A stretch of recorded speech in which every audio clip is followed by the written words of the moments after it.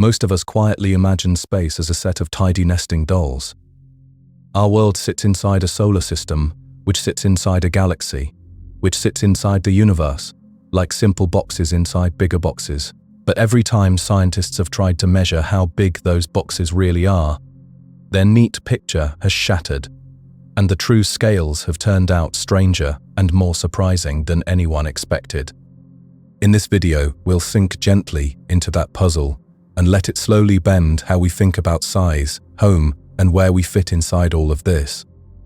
If this kind of calm cosmic thinking helps you drift off, a quick like or subscribe really does help other people find the video too and get good sleep while learning, and I truly appreciate the support. Tonight, I'd like you to sit with one very simple question that secretly isn't simple at all. How big is the universe compared to the galaxy we live in? On paper, it looks like a question you could answer with a couple of numbers, a size for the Milky Way, a size for the universe. 2 lines on a page. But whenever we try to really picture those sizes, the mind doesn't stay neat and tidy, it spills over. The imagination keeps going long after the numbers have stopped. We are already inside something huge. Our home galaxy stretches around us in every direction, even when we can't see it. And beyond that, there is something larger still, the universe that holds all galaxies at once. Tonight, we're just going to stroll through that difference very slowly, not to solve it, just to feel it. You might be listening from a city where the sky is pale and washed out, with only 1 or 2 bright stars peeking through the glow of streetlights. Or you might be somewhere darker, where the Milky Way itself appears on clear nights as a soft white river across the sky. Maybe you're tucked into bed, the room dim and quiet. Maybe it's the middle of the day, and this is just a small pause before life continues. Wherever you are, you and I are sharing this moment. And that alone is a kind of tiny cosmic alignment. If you like, let your shoulders drop a little, let your jaw relax. Take an easy breath in and out, and then imagine that, for a moment, you're standing outside under a clear, cool night. The air is still, the sky is open. Above you are points of light, maybe only a few, maybe thousands. Every point is another sun. Many of those suns have planets. All of them are part of something larger together. You are not looking at random dots thrown onto a black wall. You are looking into a pattern. Those stars are woven into a huge spiral system, our galaxy, the Milky Way. From far away, it would look like a disk, with arms curling gently outward, stars scattered like glowing dust. That disk is so wide that even if you could ride on a beam of light, the fastest thing we know, you would need tens of thousands of years to go from one side to the other. And yet, as large as that sounds, the Milky Way is only one example among billions, maybe trillions of galaxies in the universe. It's easy to say that sentence, billions of galaxies. The words come out in less than a second. But what does that actually feel like? How do we compare our huge thing to a universe made of so many huge things? Tonight we'll take that question apart.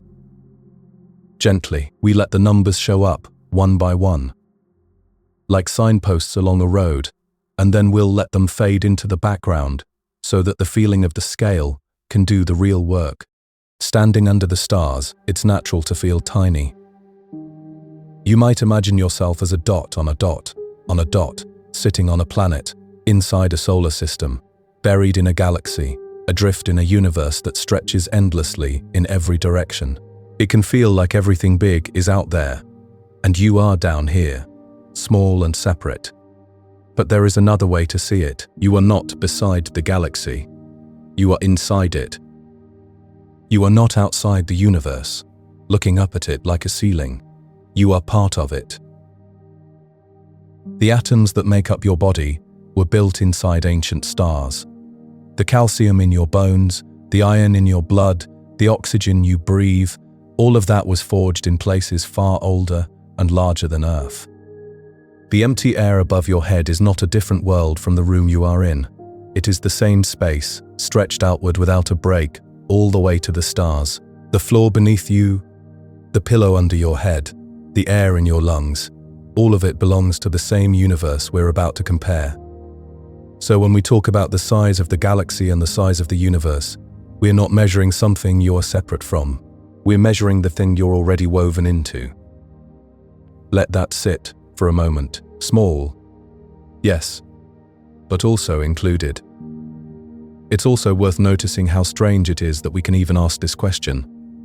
For most of human history, there was no galaxy as we mean it today. There was only the sky. People saw stars. They saw patterns. They saw a faint hazy band across the heavens. But they did not know that band was our view from inside one enormous disk of stars. The idea that the Milky Way itself is a structure, and that this structure is only one among many, is very young. Only about a century ago, astronomers were still arguing about it. Some believed everything in the sky lived inside the Milky Way. Others suspected that those little spiral smudges in telescopes were island universes of their own. It turns out those smudges were galaxies, and our Milky Way is just one island among countless others in a cosmic ocean. In a single century, our sense of scale has stretched from the sky is the universe to the sky is one galaxy, and the universe holds trillions. That is an enormous leap in awareness packed into a tiny slice of time. To feel just how strange these scales are, think for a moment about distance in everyday life. A few steps to the kitchen, around the block for a walk, a drive to the next town, a long ride across a country, a flight over an ocean. You know what those distances feel like in your body. You can attach them to hours, to tired feet, to a stiff back, to a long airport wait. But once we start talking about galaxies, those familiar units fall apart. A kilometer and a mile stop being useful. They are too small, like trying to measure the distance between cities in the width of a grain of sand. So astronomers switch to a different kind of ruler. They use the light year. A light year is how far light travels in 1 year. Light moves almost 300,000 kilometers every second. It never slows down. In a single year, it covers nearly 10 trillion kilometers. We wrap all of that into one simple word: light year. Even with that enormous step up, the numbers stay slippery. Our galaxy is about 100,000 light years across. Just saying it already makes the imagination wobble. 100,000 years at light speed, from one side to the other. And yet, when we compare that to the part of the universe we can actually see, the observable universe, we find a size of more than 90 billion light-years across. The Milky Way, huge on its own, becomes one small step on a staircase that seems to rise forever. You don't have to picture that perfectly. No one can. The goal is gentler. As we go, you can build a sort of mental landscape. First, you place yourself on Earth. Then you place the Earth inside the solar system. Then, that solar system inside the Milky Way. Then the Milky Way among clusters of other galaxies. And finally, all of that inside the observable universe. The picture will always be fuzzy at the edges. That's fine. A vague sense of the proportions is already enough to shift how the night sky feels. Take another slow breath. Come back for a moment to the image of yourself under the stars. Notice how few you can actually see with your eyes. From most places on Earth, even under good conditions, the total number of stars visible to the naked eye is only in the thousands. Thousands sounds big. But the Milky Way holds hundreds of billions of stars. Most of them are too faint, too far, or hidden behind clouds of dust. If you could magically brighten them all at once, you would have to multiply your night sky many tens of millions of times to match how many stars are really there. The difference is like looking at a single grain of sand and trying to imagine an entire beach, or looking at a single page and trying to imagine a whole library stacked floor to ceiling. The numbers get so big that they start to feel almost funny, like your brain wants to laugh and give up at the same time. And still, there you are, comfortably sitting, or lying down, wondering about it all. Letting your thoughts wander across scales, You will never travel in person. Not to get an answer, but to feel the size of the story you are part of.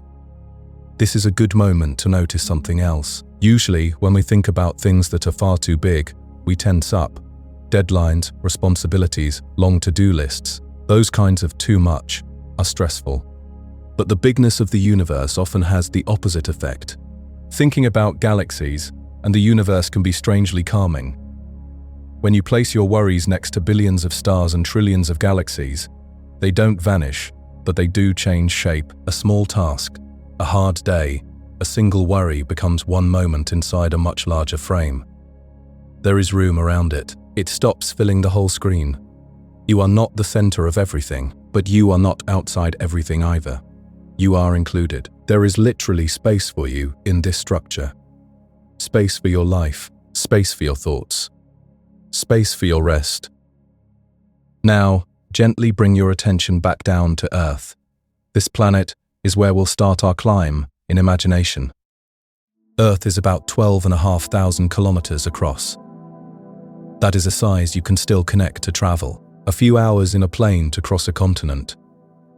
Not even a day to circle the globe in orbit. But when you stretch your view outward to the whole solar system, the numbers swell very fast. The outer planet Neptune circles the Sun at a distance of almost 5 billion kilometers. Suddenly, Earth's size feels modest. Our world becomes a small sphere in a wide arrangement of orbits. Now imagine taking that whole solar system, all the planets, all the moons, all the comets, and placing it inside the Milky Way. The galaxy is about 100,000 light-years across. Compared to that, the solar system shrinks to a dot, so tiny it is effectively invisible, lost in an enormous disk of stars. Then take that disk, the entire Milky Way, with its hundreds of billions of suns, and set it down inside the observable universe, more than 90 billion light-years across. The galaxy, which once felt impossibly large, is now the dot. One bright fleck among countable others. Step by step, each world is swallowed by a larger one. Earth seems big until you compare it to the solar system. The solar system seems big until you compare it to the galaxy. The galaxy seems big until you compare it to the universe. For tonight, we're still at the beginning of that climb. We're still standing quietly under the imagined sky, just starting to ask how all of this fits together. The air is calm. The thought is simple. The galaxy is vast. And the universe is vaster still. When we think about where we live, we usually stop very close in. Our country, our city, our planet. Maybe our thoughts stretch a little further to the moon, or to the sun we see in the daytime sky. Beyond that, things can feel like they belong to another category. Space becomes a vague somewhere else, but if we zoom out in our minds, our real address is bigger than that. The place that shelters every star you ever see at night, every planet you've ever heard named, every comet and asteroid and orbit you've ever imagined, is the galaxy. The Milky Way is not a distant decoration hung above us, it is the structure we are already inside. When we talk about the galaxy, we're really talking about the stage on which our entire solar system sits. Knowing it even roughly is like knowing the layout of your whole house instead of only memorizing one room. Tonight, we'll walk slowly through that house and see where exactly we're standing. If you could step impossibly far away from Earth, past the thin blue shell of our atmosphere, beyond the looping paths of the planets, and then keep going, at some point you'd be far enough out that the Milky Way would come into view as a whole. From the ground, we only ever see hints. On a really dark night, that hazy white band across the sky is our sideways view through the swarm of stars that make up the disk. But from the outside, the Milky Way would look like a great flat disk of light, with long spiral arms curling outward, dotted with stars, glowing clouds and clusters. In the middle there is a bright, rounded bulge, a crowded region of stars buzzing round a hidden giant. A supermassive black hole called Sagittarius A. All through the disk and bulge, there is dust and gas, much of it glowing at colors our eyes can see, like red and radio waves. Saying that is easy. Actually, holding the picture in your mind is harder. We never get to float outside and look back, but we can still sketch an outline in our imagination and then mark a little "you are here" inside it. The main disk of the Milky Way is about 100,000 light-years across and only about 1,000 light-years thick, so it's like a huge thin pancake made of stars. Inside this disk, everything orbits the center, hundreds of billions of suns, all taking their own paths, together making a giant, slow whirl. Our solar system is not near the crowded center. We live farther out, on a smaller spiral arm called the Orion Arm, or Orion Spur, around 27,000 light-years from the core. Light itself, moving at the fastest speed allowed, would take 27,000 years to travel from the center to where we sit. That means when astronomers look toward the central region, the light they see left there before any human civilization existed. Just by watching the galaxy, we are looking into its past. Our home is not only large in space, it is deep in time. It's worth pausing to notice what it really means to live inside a disk like this. The night sky above you is not a random spread of dots. It is the view from one particular place in this huge structure.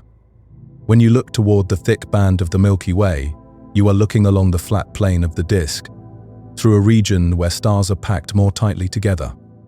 When you turn away from that band, the sky looks thinner because your gaze lifts out of the disk and into the more sparse halo of stars around it. Every direction you look still lies inside the galaxy. What changes is how crowded the view is. It's like standing in a forest. If you look along the line of the trees, the trunks seem endless and dense. If you look straight up, the gaps between branches are wider.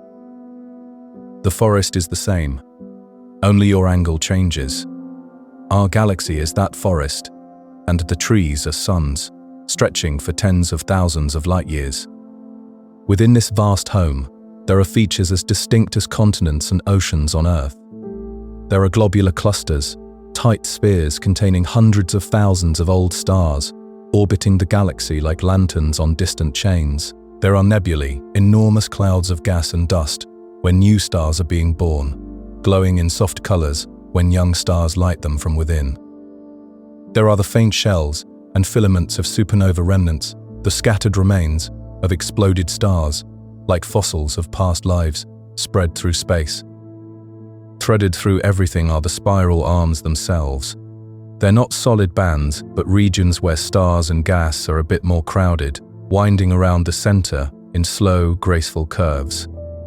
Our solar system rides along with the rest of the disk, circling the galactic center once every 230 million years or so. That means since the era when dinosaurs walked on Earth, we've only gone around the galaxy about once. One lap of that orbit is longer than the entire time humans have existed. The Milky Way, meanwhile, has been here for more than 13 billion years, completing dozens of these huge, slow turns. We live in a place that is not just roomy in distance, but ancient in age. At the very center, that supermassive black hole, Sagittarius A, quietly anchors the core. It holds about 4 million times the mass of our Sun, squeezed into a region no bigger than the orbit of Mercury. You cannot see the black hole directly. It does not shine. But its gravity whips nearby stars around at tremendous speeds. For years, astronomers tracked those stars and realized that only an enormous invisible object could cause such motion. Then, in 2022, a network of telescopes around Earth produced an image of the hot gas swirling right around that black hole, forming a glowing ring with a dark shadow in the middle. That shadow is our closest glimpse of the black hole itself. Knowing that something like that sits at the quiet center of our galaxy can feel both unsettling and awe-inspiring. In another sense, it makes the Milky Way feel almost like a living system, with a hidden heart beating slowly at its core.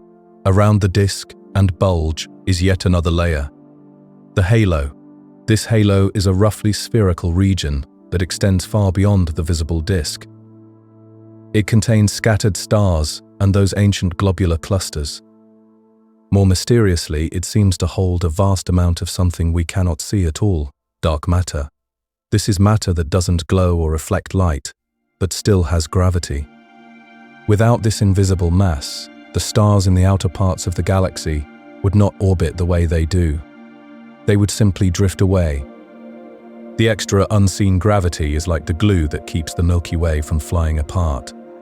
In that sense, our galaxy is made not only of everything we can see, but also of a great deal that we can't. Our picture of home is detailed, but still incomplete. So far, we've tossed around words like light year and billions of stars. Let's slow those down. Our sun is just one star among maybe 200 to 400 billion in the Milky Way. The range is wide, because many stars are too faint or hidden in dust to count easily. But even the smaller number is almost impossible to really picture. 200 billion suns. If even a small fraction of them have planets where life could exist, the number of possible living worlds in our galaxy alone becomes enormous. And yet, these stars are not close neighbors in the way cities are. They are spaced out across the disk. The very nearest star beyond the Sun, Proxima Centauri, is more than 4 light-years away. Even at the speed of light, that's a journey of more than 4 years. At the speed of our fastest current spacecraft, it would take tens of thousands of years. So the Milky Way is, in a strange way, both crowded and lonely at once. A glowing city seen at night, but with streets so wide that each house sits in its own darkness. Let that image drift back into the simple experience of looking up. When you see that hazy band of the Milky Way, your line of sight is slicing through thousands of light-years of stars in the disk. That view is only possible from inside the galaxy. From outside, you would instead see the whole disk stretched across space, a flat pinwheel of light, slightly tilted and softly glowing. We can't step outside to take that photograph, but we can look at other spiral galaxies with our telescopes and treat them like mirrors. Those images with their blue starry arms, dark dust lanes, and pinkish regions of new star birth are probably very close to what our own galaxy would look like from afar. This isn't just pretty to think about. Knowing the shape and size of the Milky Way is the only way we can honestly compare it to the universe around it. We have to understand our home before we can understand how small it is in the bigger picture. To map the Milky Way, astronomers use many tools. They measure the motion of stars, they trace the glow of gas, they use radio waves to see through dusty regions that block visible light. One spacecraft in particular, called Gaia, has been quietly measuring the positions and motions of more than 1 billion stars, giving us a 3-dimensional map of our galaxy with a clarity we've never had before. With every new observation, the map sharpens, but the edges still fade into mystery. The outer disk, the distant halo, the full spread of dark matter, these remain only roughly understood. The more we learn, the more remarkable it feels that we happen to live here at all. Our solar system drifts quietly in the Orion Arm, far enough from the crowded center to avoid constant chaos from nearby stars, but not so far out that the galaxy thins to almost nothing. It's a stable, calm neighborhood, with enough sunlight for life and enough clear sky to raise questions like the one we're following tonight. Most stars live inside galaxies. That part is ordinary. But to live inside one, and to be able to describe it like this, to know its shape, to measure its size, to place ourselves within it, and then compare it to the entire universe. That is not ordinary at all. That is the result of both careful science and human imagination. As these ideas settle, you may notice that the Milky Way's scale feels a little less shocking. 100,000 light-years is still huge, but it now has features, like a city on a map. There is a center. There are arms. There is a halo. There is a hidden heart. There is your small neighborhood, halfway out, along a spiral arm. You know, at least roughly, where you are. With that sense of home in place, you're ready, in principle, to ask the bigger question. If this is our galaxy, how much larger is the universe beyond? But before we float outward again, we can rest here for a moment longer. The Milky Way is not just a backdrop, it is the place in which every second of your life happens. Its gravity holds us in orbit. Its stars have given us light and elements. Its arms provide the pattern of the night sky. To feel its size is to feel both very small and gently protected. This is our home in the vast dark. And knowing that makes the next step outward feel even more meaningful. If you say the word galaxy out loud a few times, it almost feels too familiar. We toss it around so easily. Our galaxy, other galaxies as if we were talking about neighborhoods or cities. Maybe you first heard it as a kid, with someone pointing up and saying, "All those stars belong to the same huge thing, that's our galaxy." But if someone stopped you right now and gently asked, "Okay, but what is a galaxy, really?" The answer is not quite as simple as the word makes it sound. It's one of those ideas that's both straightforward and strangely deep. You can define it with physics, and you can also only really feel it by pulling back in your mind and trying to picture what space looks like on very large scales. So let's do that slowly. No rush, no textbook voice, just one layer at a time, until the word galaxy feels less like a piece of science slang and more like the name of a place. The easiest place to start is with what we can see, the stars. At its most obvious, a galaxy is a huge collection of stars held together by gravity. In a galaxy like the Milky Way, there are hundreds of billions of them. Tiny galaxies called dwarfs might have only a few 100 million, giant ones can hold trillions. These stars are not sprinkled randomly like sugar on a table. They arrange into shapes that hold for billions of years. Flat disks, rounded balls, faint halos. The thing that keeps them together is gravity, each star pulling gently on all the others, and their motion settling into a kind of long-term balance. If there were no gravity, the stars would drift away from one another, spreading through space like sparks blown out of a campfire. Instead, they remain bound. Each one orbits the shared center, a bit like planets orbiting a star, only on a hugely bigger scale. But if we stop at stars, we have only told part of the story. A galaxy also holds gas and dust. These are the raw ingredients for new stars. The gas and dust are spread out very thinly across enormous distances. Too faint to see with your eyes, but glowing in radio waves and infrared light that telescopes can pick up. Inside these clouds, if enough material gathers in one region, gravity starts to win. It pulls the gas tighter and tighter until the center becomes hot and dense enough for nuclear fusion to begin. At that moment, a new star switches on. So a galaxy is not just a crowd of stars. It is also a place where stars are being born, living their lives and dying. In one region, you might find fresh young stars, hot and blue, lighting up the clouds around them. In another, you find ancient, tired stars, cooler and red, slowly fading. Youth and old age, growth and decline, all sitting side by side in the same system. There is another ingredient that changes the picture in a quiet but dramatic way: dark matter.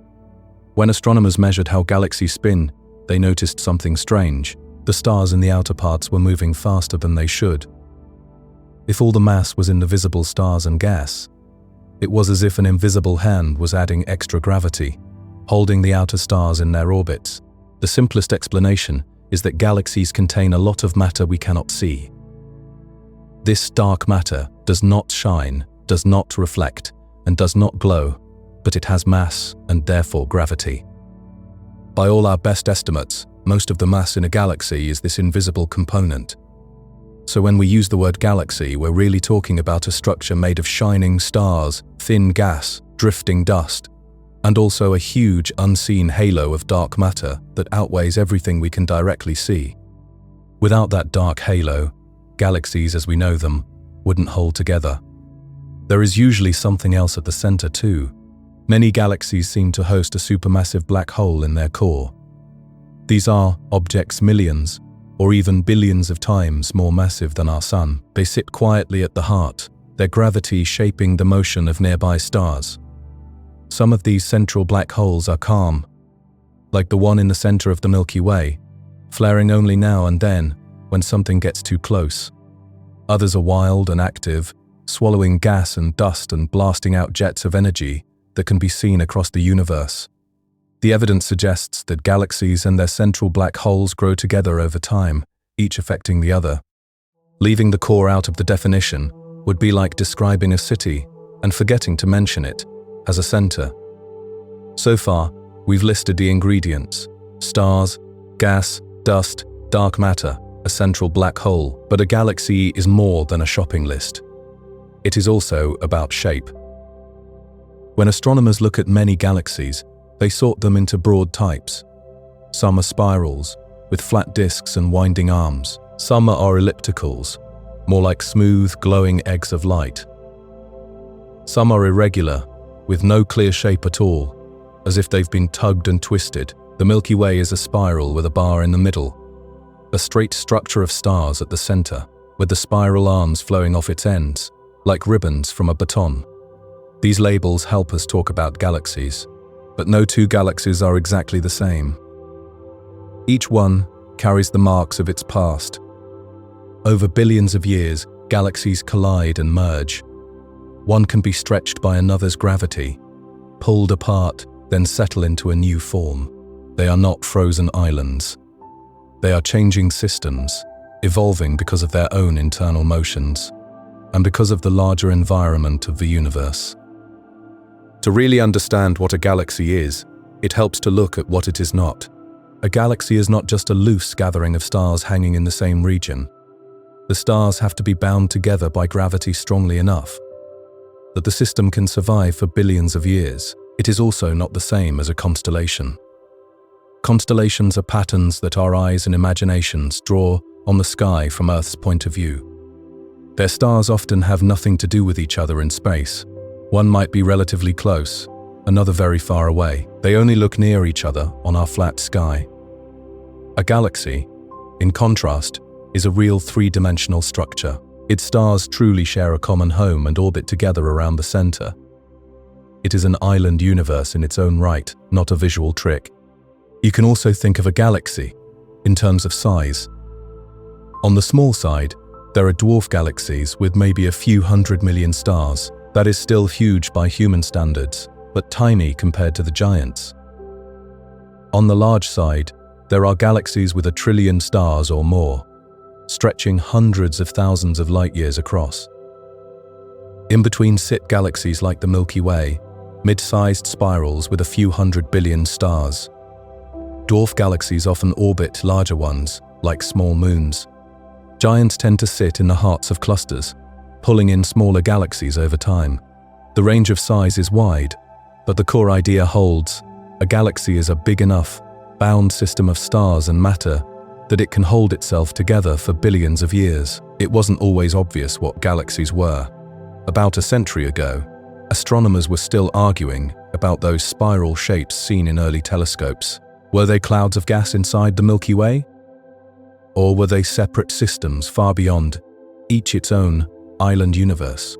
In the 1920s, Edwin Hubble measured the distances to some of these spirals using special stars as markers. He showed they were far outside the Milky Way. They were entire galaxies of their own. Overnight, our sense of scale changed. The Milky Way was no longer the universe. It was one galaxy among many. Since then, with better telescopes and cameras, we've seen not just dozens or hundreds of galaxies, but billions. Each one is a system with its own stars, gas, dark matter, and history. The word galaxy has become a basic unit for talking about the structure of the universe, just as star and planet are basic units at smaller scales. When you hold that word in your mind now, try letting it feel less like a technical term and more like a word for a kind of place. A galaxy is a home for stars. It is a cradle where new light is born, and an archive where ancient light still glows. It holds history that stretches almost all the way back to the beginning of the universe. It is a balance between gravity, pulling in, and motion carrying things around, between what we can see and what we can't, between order and chaos. It is not just something you point a telescope at. It's the actual environment in which every star you have ever heard of is living its life. Even when we talk about the universe as a whole, on the largest scales we still describe it as a collection of galaxies.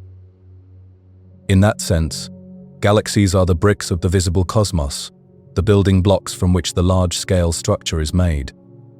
Think again about the Milky Way, but not as something special and alone. Think of it as one example of this pattern, a barred spiral with hundreds of billions of stars wrapped in a halo of dark matter, holding gas, dust, and a supermassive black hole at its core. Now picture Andromeda, our nearest big neighbor. It is another spiral, larger than the Milky Way, with its own central black hole, arms and billions of stars. Think of the smaller companions orbiting us, like the Magellan Clouds. They too are galaxies, just on the small side. All of them fit the same basic idea: bound systems of stars and matter that endure for cosmic time. If you could look outward from the Milky Way, with superhuman eyes, you would see other galaxies scattered through space, some sitting alone, some gathered in groups. Those groups link up into clusters, and those clusters into even larger networks. But underneath all that hierarchy, the basic unit that repeats is still the galaxy. So when you ask, what is a galaxy? You are really asking, what are the fundamental building blocks of the visible universe? Without galaxies, stars would still exist, but they would not be organized into long-lived structured systems. The night sky would not have bands and swirls when seen from within. It would only be random sparks. With galaxies, the universe gains pattern. It becomes something we can map and measure, something whose structure we can begin to understand. Now let your thoughts drift back to that simple word, galaxy.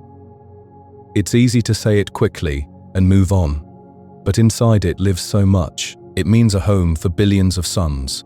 It means cycles of star birth and star death. It means invisible halos of dark matter, quietly holding everything together. It means ancient collisions and mergers, scars written into the motions of stars. It means spirals and ellipses and irregular shapes. It means distances that stretch across tens to hundreds of thousands of light years. Defining it carefully doesn't make it smaller. It shows how much the word is carrying. Here, in the quiet of this moment, with the stars still imagined overhead, you can let that meaning settle in your mind. A galaxy is not some distant, separate thing. It is the structure we live inside. To understand what a galaxy is, even roughly, is to understand where we are. And once that feels steady, once galaxy feels like the word for your cosmic address, rather than a distant idea, then we're ready to take another step outward. When you picture the Milky Way, your mind probably goes first to that hazy band across the night sky. The soft, milky glow that gave our galaxy its name. It's beautiful. But it's also misleading. From where we sit, inside the disk, we can't see the true outline of our galaxy. It's like trying to understand the shape of a forest while standing in the middle of it. The trees around you tell you that it's dense, that it stretches away, but only from above could you see the pattern of the woods. For centuries, astronomers were in that same position. They could see that the stars were arranged in a broad, flat plane. They could see the faint band of the Milky Way arching overhead. But only in the last 100 years or so have we begun to piece together the full shape and size of our galactic home. Tonight, we'll let that picture unfold slowly, so the Milky Way becomes less like a vague, glowing band and more like a map you can hold in your mind. The Milky Way is what astronomers call a barred spiral galaxy. Think of a flat disk of stars with long spiral arms curling outward from a central bar-shaped structure. If you could rise high above it and look down, you'd see a bright core, then a thin, elongated bar of stars, and from the ends of that bar, graceful arms sweeping around like ribbons. The whole disk is about 100,000 light-years across, and only about 1,000 light-years thick. In human terms, that's like stretching a sheet of paper to the size of a continent. The width, enormous, the thickness almost nothing by comparison. That thinness is why. From inside, the Milky Way shows up as a narrow band. When you look along the plane of the disk, your line of sight cuts through layer upon layer of stars. When you look away from it, out of the plane, you see fewer stars and more empty space. At the very center of the Milky Way is the bulge, a rounded, crowded region filled with older stars, dense gas clouds, and at its heart, the supermassive black hole known as Sagittarius A. The bulge is slightly stretched, rather than perfectly round, giving it a bar-like appearance when seen from certain angles. That bar, about 27,000 light-years long, is a defining feature of our galaxy. From its ends, the spiral arms unwind, curving outward, in slow, sweeping arcs. Those arms are not solid structures, not like the arms of a pinwheel toy. They are regions where stars and gas are a little more densely packed than average, a kind of cosmic traffic jam moving through the disk. As stars orbit the galaxy, they drift in and out of these denser regions. The arms look continuous, but the individual stars that trace them are always changing. Astronomers have identified several main spiral arms in the Milky Way, though mapping them precisely is tricky because we are sitting inside the disk, looking out through dust and gas. Major arms include the Perseus arm, the Scutum Centaurus arm, and the Sagittarius arm. Our solar system sits in a smaller branch, sometimes called the Orion arm or Orion's spur. Nestled between two of the larger arms, we are roughly halfway from the galactic center to the outer edge of the disk, about 27,000 light-years out. It's a fairly quiet neighborhood by galactic standards. Not too crowded with stars, not too close to the energetic chaos near the center, and not so far out that there's almost nothing around us. In cosmic terms, it's a stable, comfortable address. The disk itself has layers. There's a thin disk where most of the stars and gas reside, and a thick disk made of older stars with slightly different orbits. Around both of these lies the halo, a roughly spherical region extending far beyond the bright disk. The halo contains scattered stars and ancient globular clusters, compact swarms of hundreds of thousands of old stars orbiting the galaxy like tiny satellite cities. Most of the Milky Way's dark matter is in this halo. We can't see it, but we can feel its gravity. Without this invisible mass, the stars in the outer disk would be moving too fast to stay bound. The galaxy would simply fly apart. Instead, the dark halo provides the extra gravity that holds the structure together. In that sense, the Milky Way is not just what we see, it is also what we cannot see. A reminder that our picture of home is still incomplete. The scale of all this is hard to wrap your mind around. A single light year is about 10 trillion kilometers. To cross the disk of the Milky Way at the speed of light would take about 100,000 years. At the speed of our fastest spacecraft, it would take billions of years. From one side of the galaxy to the other, stars are separated by distances so large that even imagining a journey between them feels daunting. Yet within this thin disk, there are hundreds of billions of stars. Most of them almost certainly have planets, sprinkled along the spiral arms like grains of sand along a beach. If you could truly step outside and look back, you'd see the Milky Way as a faint, glowing disk, brighter and more crowded toward the center, thinner and more transparent toward the edges. Dark lanes of dust would weave through it, blocking starlight in narrow streaks. From a distance, it would look both majestic and delicate, a luminous pinwheel suspended in the dark. The size of the Milky Way is not just a matter of distance. It also shows up in time. Our solar system orbits the galactic center roughly once every 230 million years. In the entire 4.5 billion year history of Earth, we've gone around the galaxy only about 20 times. When dinosaurs walked the Earth, our solar system was in a different part of its orbit, seeing a different backdrop of stars. Continents shifted, species evolved, ice ages came and went, all while the Sun and its planets glided slowly along a vast circular path through the Milky Way. Each lap takes so long that entire eras of life rise and fall during a single orbit. In that way, the size of our galaxy is written not just in light years, but in ages. The galaxy itself is not frozen in place, either. Its shape and size are being gently reshaped by interactions with other galaxies. Right now, the Milky Way is in the process of absorbing smaller dwarf galaxies. Their stars are stretched into long streams that thread through the halo like faint rivers of light. In about 4 billion years, the Milky Way will begin a slow collision with the Andromeda Galaxy, our nearest large neighbor. Over billions of years, the two spirals will tangle, distort, and eventually merge into a single larger galaxy, probably more rounded and elliptical than spiral. For now, though, the Milky Way remains a barred spiral, stable enough that we can describe its structure with confidence, but dynamic enough that its future will look very different from its present. Because we can't leave the galaxy to photograph it from outside, astronomers have to map it in directly. They measure the positions and motions of stars, observe cold gas with radio telescopes that can see through dust, and study how dust absorbs and reddens starlight along different lines of sight. The Gaia spacecraft has been especially important. By measuring the distances and motions of more than 1 billion stars with exquisite precision, it gives us a three-dimensional picture of the Milky Way more detailed than anything we've had before. With data like this, scientists can trace the spiral arms, measure the thickness of the disk, and even spot ripples and waves caused by past encounters with other galaxies. Even so, the edges remain fuzzy. A galaxy does not end with a sharp line like the surface of a planet.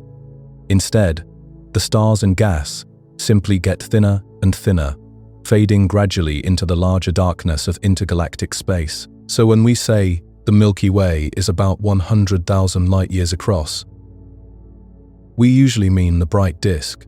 The dark matter halo may stretch 3 times that distance or more. In that sense, our galaxy is larger than it looks, its true reach hidden inside an invisible envelope.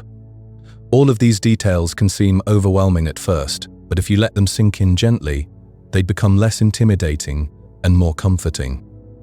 The Milky Way is not just an abstract diagram in a textbook. It is the structure that holds our Sun, our Earth, and our entire history. Its spiral arms are the lanes along which stars are born. Its halo is the unseen shell that keeps everything bound. Its bar and bulge are the anchor around which we all orbit. To know its shape is to understand the architecture of our home. To know its size is to grasp the scale of the stage on which every moment of life on Earth has played out. So picture yourself again under the night sky, looking up at that hazy band. Now let it unfold in your mind into the full disk, 100,000 light-years wide, arms curling outward, hundreds of billions of stars glowing softly. Let your own sun shrink to a single point, circling slowly in the quiet Orion arm. Let the invisible halo stretch around it all, 3 times farther than the disk, full of dark matter and scattered ancient stars. The sky above you becomes more than a scattering of lights. It becomes the inside view of a vast spiral system, a home so large that it takes hundreds of millions of years to go once around. As that picture settles, the Milky Way becomes less like a name and more like a place. Thin, flat, and wide, arms, bulge, bar, and halo. Hundreds of billions of stars. This is where we live. This is the shape and size of our galaxy. When you follow that idea of a cosmic neighborhood all the way out, there's a moment where the language we've been using, house, street, city, web stretches until it almost can hold what we are now. We've walked from the solar system to the Milky Way, from the Milky Way to the local group, from the local group to clusters, superclusters, and filaments. Each step has taken us farther from home, but also shown us how deeply everything is connected. So tonight, let's take one more step. Not a step to a new place in the universe, but a step to the edge of what we can see at all, the edge of the observable. Imagine, just for a moment, that you could drift far above the cosmic web itself. Below you, endless filaments of galaxies, like glowing threads. At every intersection, great clusters, thousands of galaxies bound together. Between them, enormous dark voids, where almost nothing shines. If you kept rising, if you tried to pull back far enough to see all of it at once, you would eventually reach a kind of limit, not because the universe ends with a wall, but because light itself can only have traveled so far since the universe began. That's what astronomers mean by the observable universe. It's not the whole universe. It's the bubble of space from which light has had time to reach us since the Big Bang, about 13.8 billion years. Because space has been expanding all that time, that bubble is now about 93 billion light years across, a number so large it's almost more of a feeling than a measurement. Inside that bubble are hundreds of billions of galaxies, maybe more.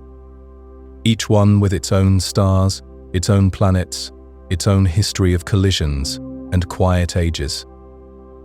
The Milky Way is one of them, one spiral among countless others, hanging on a single thread of the cosmic web. When we ask how big is the universe compared to our galaxy, this is what we're really asking. How does a 100,000 light-year disk compared to a 93 billion light-year bubble filled with galaxies? Putting the scales side by side, let's slow that down. The Milky Way's visible disk is about 100,000 light-years across. The observable universe is about 93 billion light-years across. If you divide those numbers, the observable universe is roughly 1,000,000 times larger across than our galaxy, not 1,000,000 times bigger in volume, across. In volume, the difference explodes even more. If you scaled the Milky Way up to match the observable universe, you'd have to pack something like 10 BYNOs, 1 quintillion, into that space. Those numbers go past the point of feeling solid. So let's trade them for pictures.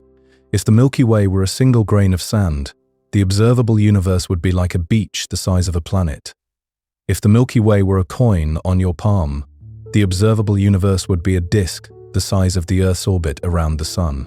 If the Milky Way were your house, the observable universe would be a city of houses that stretches off beyond the horizon in every direction. And you can't even see the city limits. Our galaxy, with its hundreds of billions of stars, feels enormous. And it is. But compared to the full observable universe, it's a single note in a symphony that never seems to end. A universe made of galaxies. What makes this scale so striking is that once you zoom out far enough, galaxies themselves become the atoms of the cosmic picture. On the larger scales, we don't talk much about individual stars or planets.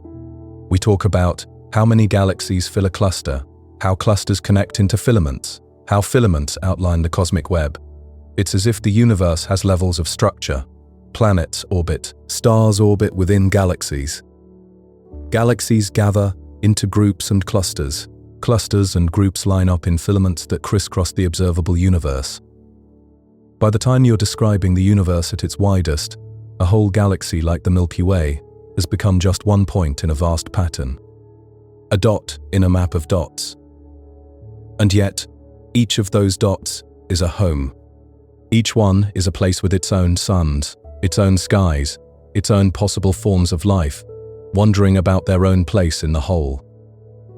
Light as a messenger. Part of what makes the universe feel so large is that distance and time are tied together. Remember, light takes 8 minutes to reach us from the sun.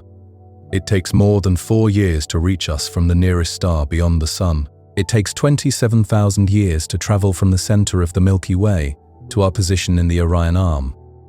It takes about 2.5 million years for light to cross from Andromeda to us, and it takes billions of years for light from some distant galaxies to arrive. So, when we look out across those 93 billion light years of the observable universe, we're not just seeing far in space, we're seeing far back in time. Nearby galaxies show us the universe as it is now. More distant ones show us the universe as it was when it was young. Crowded, clumpy, still forming its large-scale structure. The faintest, most distant light we can detect, the cosmic microwave background, is the afterglow from when the universe was only about 380,000 years old, long before any galaxies existed at all. The observable universe is like a vast, layered photograph where the center shows the present and the outer edges show the deep past. The Milky Way is one thin slice in that cosmic timeline, a local chapter in a much older story. Beyond the edge, a natural question appears here, quiet but persistent. If the observable universe is 93 billion light-years across, does it end there? The honest answer is we don't know. The observable universe is defined not by where the universe itself stops, but by how far light has been able to travel in the time since the Big Bang. Beyond that horizon, there may be more of the same cosmic web, more galaxies, more clusters, more filaments, stretching on and on. Or the universe could curve back on itself, in ways we don't yet fully understand. Or there might be regions so far away that, even given infinite time, their light will never reach us because space is expanding too quickly between us and them. Whatever lies beyond that horizon, it is for now outside our reach. The observable universe is the part we can map, measure, and fold into our understanding. It is the known ocean, even if we suspect the waters continue far past the line we can see, and within that known ocean, the Milky Way is one ship. What it feels like to be small, and included, when you hold all of this in your mind at once, the 100,000 light-year disk of the Milky Way, the 10 million light-year span of the local group, the sprawling web-like structure of clusters and filaments, filling a 93 billion light-year bubble. It's easy to feel very small. Your life, your worries, your plans. They all seem tiny compared to these distances and times. But there is another way to feel it. Instead of thinking, I am small in the universe, you can think, I am part of the universe. The atoms in your body were made in stars that lived and died in galaxies like ours. The calcium in your bones, the iron in your blood, the oxygen in your lungs, all of it was forged in the furnaces of suns and scattered by supernovae into space, where it drifted, gathered, and eventually became you. You are not outside the Milky Way, staring at it like an object in a museum. You are in it. You are made of the same matter that makes galaxies at every scale. When you look up at the night sky, you are a tiny piece of the universe becoming aware of itself, measuring its own size with quiet curiosity before sleep. Stepping back to our porch. So now, if you like, we can gently walk the scales, one last time, in a single slow breath. From Earth to the solar system, a family of worlds around a single star, from the solar system to the Milky Way. A 100,000 light-year spiral with hundreds of billions of stars, from the Milky Way to the local group.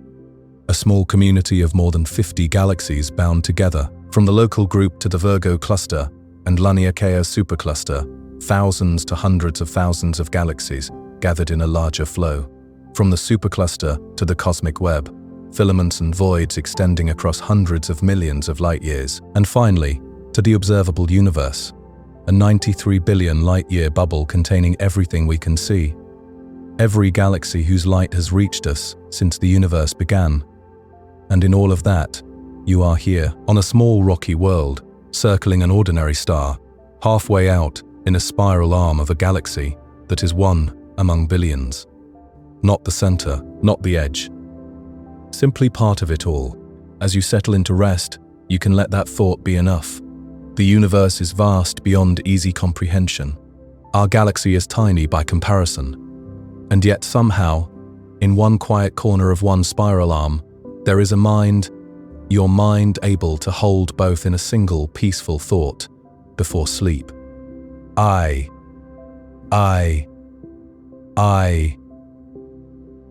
You have made it this far with me. You're already holding a very big number in your mind. Hundreds of billions of stars, just in our own galaxy. So the next gentle question, almost inevitable, is this. If the Milky Way alone holds that many stars, what happens when we add all the other galaxies? Let's take that step slowly. The way you might walk from your backyard out to a hill, where you can see the whole town at once. From one jar of marbles, to a whole shelf of jars, you've just imagined the Milky Way as a kind of enormous jar filled with marbles, each marble a star, each star a sun, hundreds of billions of them, most of them too small, and too faint to ever meet your eyes. Now, picture that jar sitting on a shelf. Next to it is another jar, Andromeda, a little larger, a little heavier, holding perhaps 1 trillion stars of its own. Around them are smaller jars. The dwarf galaxies, with hundreds of millions or a few billion stars in each. That shelf is our local group of galaxies. With hundreds of millions, dozens of jars. And then you notice something else. There aren't just 1 or 2 shelves. There are rows and rows, stretching out into the distance. Nearby shelves hold other galaxy groups. Beyond those are entire cabinets, clusters and superclusters of galaxies, like the Virgo cluster. And all of that together forms a kind of library of light, the observable universe. You can't count each marble, each jar, each shelf. But you can begin to sense the pattern. A sky in which every speck is a galaxy. To feel this more clearly, imagine a thought experiment that astronomers actually did with telescopes. Picture a patch of sky so small you could cover it with your fingertip at arm's length. A place that, to the naked eye, looks almost empty. If you stare up there on a clear night, you might think you're looking at nothing much. Now, imagine pointing a powerful space telescope at that tiny patch and just letting it stare, not for a second or a minute, but for days and days, collecting every photon, every whisper of light that has crossed billions of years to reach us. When the image finally appears, the emptiness fills with detail, not just stars, not just a few galaxies, but thousands of galaxies crammed into that one, tiny, fingertip-sized patch of sky. And that's just one spot. If one narrow keyhole of sky contains thousands of galaxies, and the whole sky is made of countless such keyholes, then the total number of galaxies in the observable universe runs into the hundreds of billions, each one a system like the Milky Way, or Andromeda, or the dwarfs, a jar of stars with its own black hole, its own gas and dust, its own history of collisions and mergers. Multiplying the unthinkable, now we return to our original number. Our Milky Way, roughly 200 to 400 billion stars. Other galaxies, some with fewer, some with far more. If you take a typical galaxy to have on the order of 100 billion stars, and then you multiply that by hundreds of billions of galaxies, you arrive at a number that is less a figure and more a kind of soft horizon for the mind. Something like 10 quid a day to 10 quid a days to 10 quid a days to stairs in the observable universe. That's 10 sextillion to 1 sextillion, 000 suns. It's fine if that doesn't land as a crisp quantity. It's not really meant to. The point is simply this. Compared to the universe, even a galaxy full of hundreds of billions of stars is just one page in a library with shelves that fade into the distance. A galaxy versus a universe. So how big is the universe compared to the Milky Way? You can think of it in a few gentle metaphors. The Milky Way is a single city. The universe is all the cities on all the continents, on an entire world, multiplied many times. The Milky Way is a grain of sand. The universe is a beach, and then more beaches beyond the horizon. The Milky Way is one jar of marbles. The universe is a warehouse of jars, stacked in rows you can't see the end of. In terms of distance, our galaxy is about 100,000 light-years across. The observable universe is over 90 billion light-years across. If the Milky Way was shrunk to the size of a coin, something you could hold between your fingers, the observable universe would be like a sphere large enough to swallow continents. The exact ratios are less important than the feeling. The universe doesn't just dwarf our galaxy. It makes it feel like a single letter in a very long book. And yet, the part that matters most, with numbers this large, it's easy to let your own life blur into insignificance. Hundreds of billions of stars in our galaxy, hundreds of billions of galaxies in the universe, trillions upon trillions of suns overall. And here you are, one person, on one planet, circling one star. But there's another way to see it. You are not standing outside this vastness, looking in. You're inside it, made from it. Every atom in your body was forged in stars, some in long-lived suns like ours, some in violent supernovae that once lit up their own corner of the galaxy.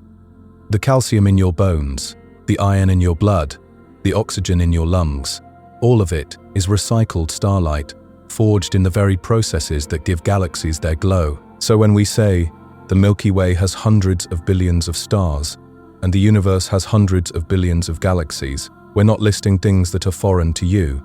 We're describing the larger structure to which you already belong. The galaxy is your home city of stars. The local group is your region. The supercluster is your continent. The cosmic web is your world. And you are here, in one small room of that world, breathing quietly, listening, thinking about all of it. Holding the numbers gently, it's perfectly okay if the figures themselves slip from your memory. Was it 200 billion stars, or 400 billion? 100 billion galaxies, or 500 billion? Those details can always be looked up again. What stays, and what matters, is the relationship. One galaxy is already beyond ordinary comprehension. The universe is made of hundreds of billions of such galaxies. Each galaxy is a long-lived, gravitationally bound family of stars, and you are a member of one such family, orbiting one star on one world, thinking about the whole. So as you sit or lie wherever you are right now, you can let the specifics soften and drift to the edges. You don't need to hold every zero in place.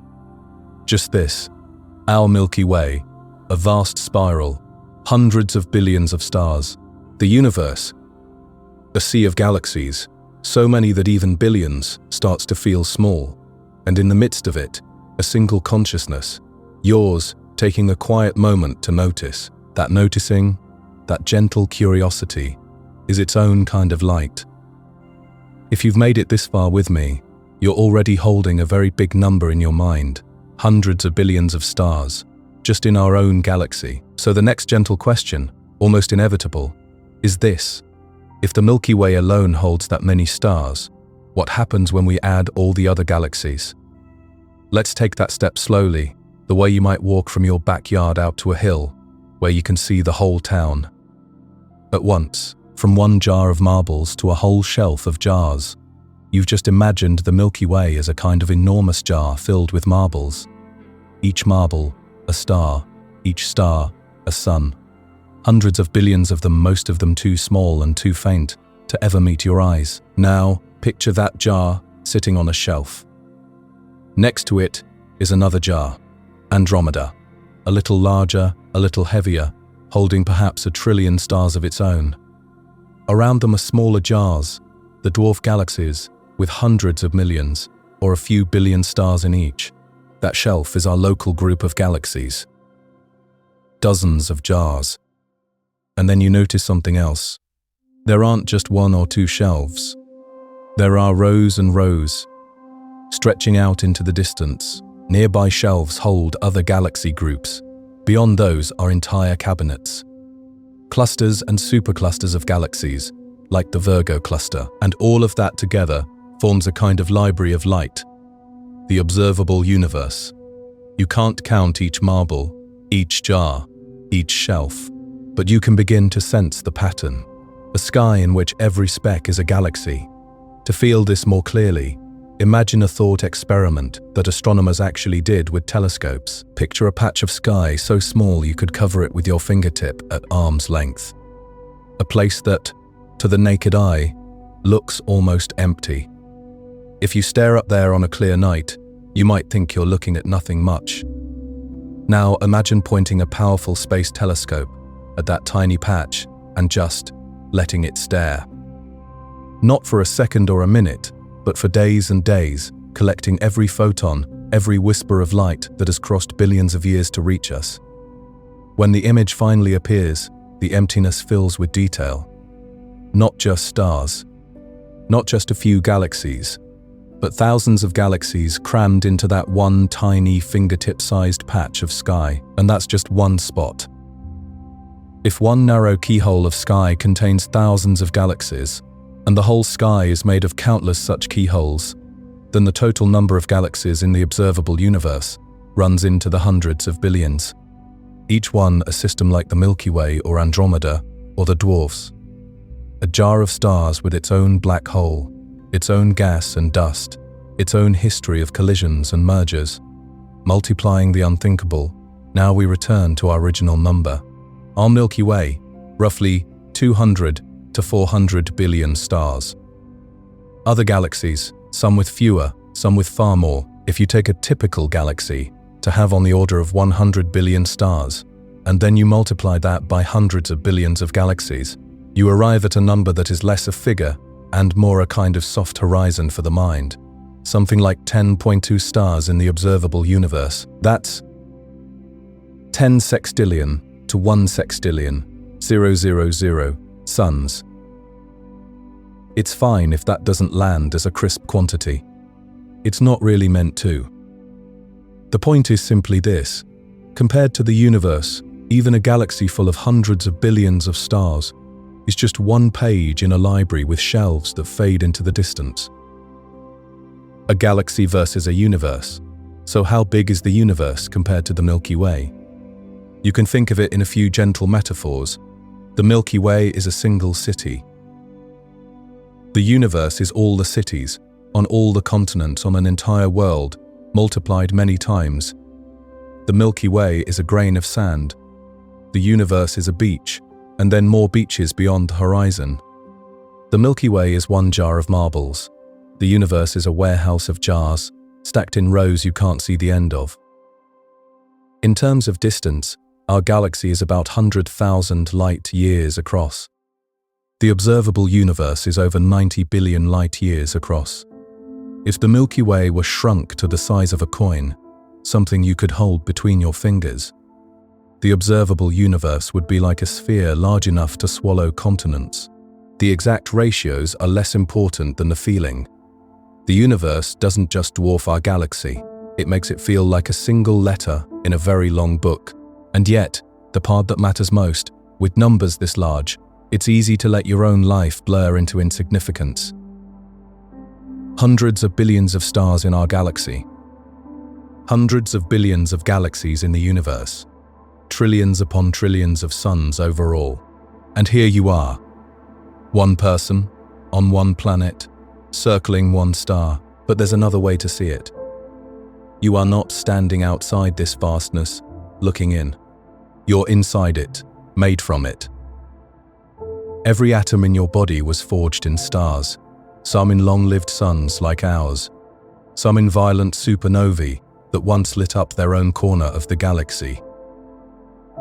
The calcium in your bones, the iron in your blood, the oxygen in your lungs, all of it is recycled starlight, forged in the very processes that give galaxies their glow.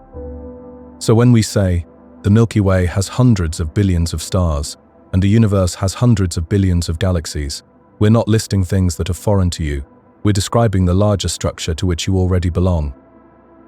The galaxy is your home city of stars. The local group is your region. The supercluster is your continent. The cosmic web is your world, and you are here, in one small room of that world, breathing quietly, listening, thinking about all of it. Holding the numbers gently, it's perfectly okay if the figures themselves slip from your memory. Was it 200 billion stars or 400 billion? 100 billion galaxies or 500 billion? Those details can always be looked up again. What stays, and what matters, is the relationship. One galaxy is already beyond ordinary comprehension. The universe is made of hundreds of billions of such galaxies. Each galaxy is a long-lived, gravitationally bound family of stars. And you are a member of one such family, orbiting one star, on one world, thinking about the whole. So, as you sit or lie wherever you are right now, you can let the specifics soften and drift to the edges. You don't need to hold every zero in place. Just this. Our Milky Way, a vast spiral, hundreds of billions of stars. The universe, a sea of galaxies, so many that even billions start to feel small. And in the midst of it, a single consciousness, yours, taking a quiet moment to notice. That noticing That gentle curiosity is its own kind of light. If you've made it this far with me, you're already holding a very big number in your mind. Hundreds of billions of stars just in our own galaxy. So the next gentle question, almost inevitable, is this. If the Milky Way alone holds that many stars, what happens when we add all the other galaxies? Let's take that step slowly, the way you might walk from your backyard out to a hill where you can see the whole town at once, from one jar of marbles to a whole shelf of jars. You've just imagined the Milky Way as a kind of enormous jar filled with marbles. Each marble, a star. Each star, a sun. Hundreds of billions of them, most of them too small and too faint to ever meet your eyes. Now picture that jar sitting on a shelf. Next to it is another jar, Andromeda. A little larger, a little heavier, holding perhaps 1 trillion stars of its own. Around them are smaller jars, the dwarf galaxies, with hundreds of millions or a few billion stars in each. That shelf is our local group of galaxies. Dozens of jars, and then you notice something else. There aren't just 1 or 2 shelves. There are rows and rows, stretching out into the distance. Nearby shelves hold other galaxy groups. Beyond those are entire cabinets, clusters and superclusters of galaxies, like the Virgo cluster. And all of that together forms a kind of library of light, the observable universe. You can't count each marble, each jar, each shelf. But you can begin to sense the pattern, a sky in which every speck is a galaxy. To feel this more clearly, imagine a thought experiment that astronomers actually did with telescopes. Picture a patch of sky so small you could cover it with your fingertip at arm's length. A place that, to the naked eye, looks almost empty. If you stare up there on a clear night, you might think you're looking at nothing much. Now imagine pointing a powerful space telescope at that tiny patch and just letting it stare, not for a second or a minute, but for days and days, collecting every photon, every whisper of light that has crossed billions of years to reach us. When the image finally appears, the emptiness fills with detail. Not just stars, not just a few galaxies, but thousands of galaxies crammed into that one tiny, fingertip-sized patch of sky. And that's just one spot. If one narrow keyhole of sky contains thousands of galaxies, and the whole sky is made of countless such keyholes, then the total number of galaxies in the observable universe runs into the hundreds of billions. Each one, a system like the Milky Way, or Andromeda, or the dwarfs. A jar of stars with its own black hole, its own gas and dust, its own history of collisions and mergers. Multiplying the unthinkable now, we return to our original number. Our Milky Way, roughly 200 to 400 billion stars. Other galaxies, some with fewer, some with far more. If you take a typical galaxy to have on the order of 100 billion stars, and then you multiply that by hundreds of billions of galaxies, you arrive at a number that is less a figure and more a kind of soft horizon for the mind, something like 10 quadreva to 10 stars in the observable universe. That's 10 sextillion to 1 sextillion, 000 suns. It's fine if that doesn't land as a crisp quantity. It's not really meant to. The point is simply this. Compared to the universe, even a galaxy full of hundreds of billions of stars is just one page in a library with shelves that fade into the distance. A galaxy versus a universe. So how big is the universe compared to the Milky Way? You can think of it in a few gentle metaphors. The Milky Way is a single city. The universe is all the cities on all the continents, on an entire world, multiplied many times. The Milky Way is a grain of sand. The universe is a beach, and then more beaches beyond the horizon. The Milky Way is one jar of marbles. The universe is a warehouse of jars, stacked in rows you can't see the end of. In terms of distance, our galaxy is about 100,000 light-years across.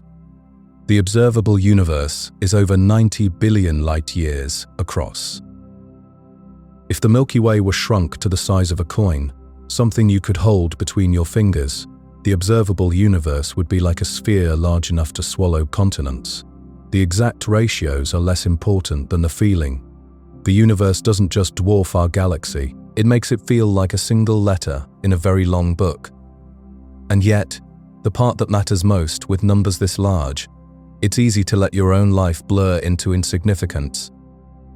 Hundreds of billions of stars in our galaxy, hundreds of billions of galaxies in the universe, trillions upon trillions of suns overall.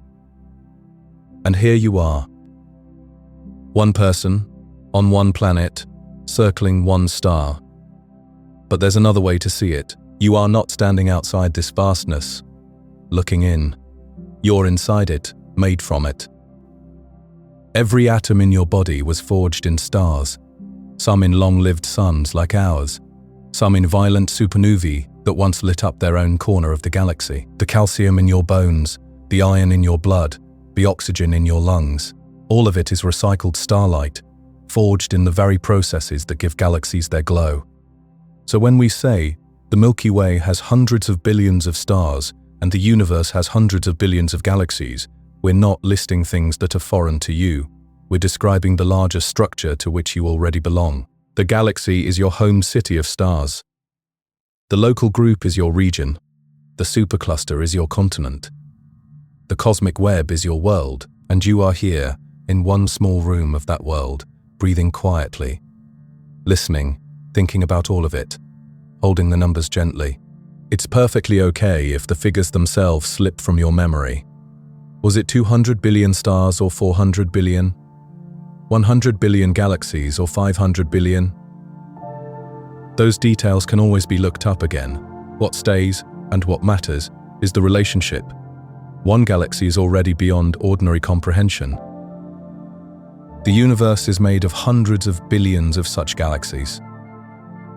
Each galaxy is a long-lived, gravitationally bound family of stars, and you are a member of one such family, orbiting one star on one world, thinking about the whole. So, as you sit or lie wherever you are right now, you can let the specifics soften and drift to the edges. You don't need to hold every zero in place. Just this, our Milky Way, a vast spiral, hundreds of billions of stars. The universe, a sea of galaxies, so many that even billions, starts to feel small. And in the midst of it, a single consciousness. Yours, taking a quiet moment to notice. That noticing, that gentle curiosity, is its own kind of light. If you've made it this far with me, you're already holding a very big number in your mind. Hundreds of billions of stars, just in our own galaxy. So the next gentle question, almost inevitable, is this. If the Milky Way alone holds that many stars, what happens when we add all the other galaxies? Let's take that step slowly, the way you might walk from your backyard out to a hill, where you can see the whole town at once. From one jar of marbles to a whole shelf of jars, you've just imagined the Milky Way as a kind of enormous jar filled with marbles. Each marble, a star, each star, a sun. Hundreds of billions of them, most of them too small and too faint to ever meet your eyes. Now picture that jar sitting on a shelf. Next to it is another jar, Andromeda. Andromeda, a little larger, a little heavier, holding perhaps 1 trillion stars of its own. Around them are smaller jars, the dwarf galaxies, with hundreds of millions or a few billion stars in each.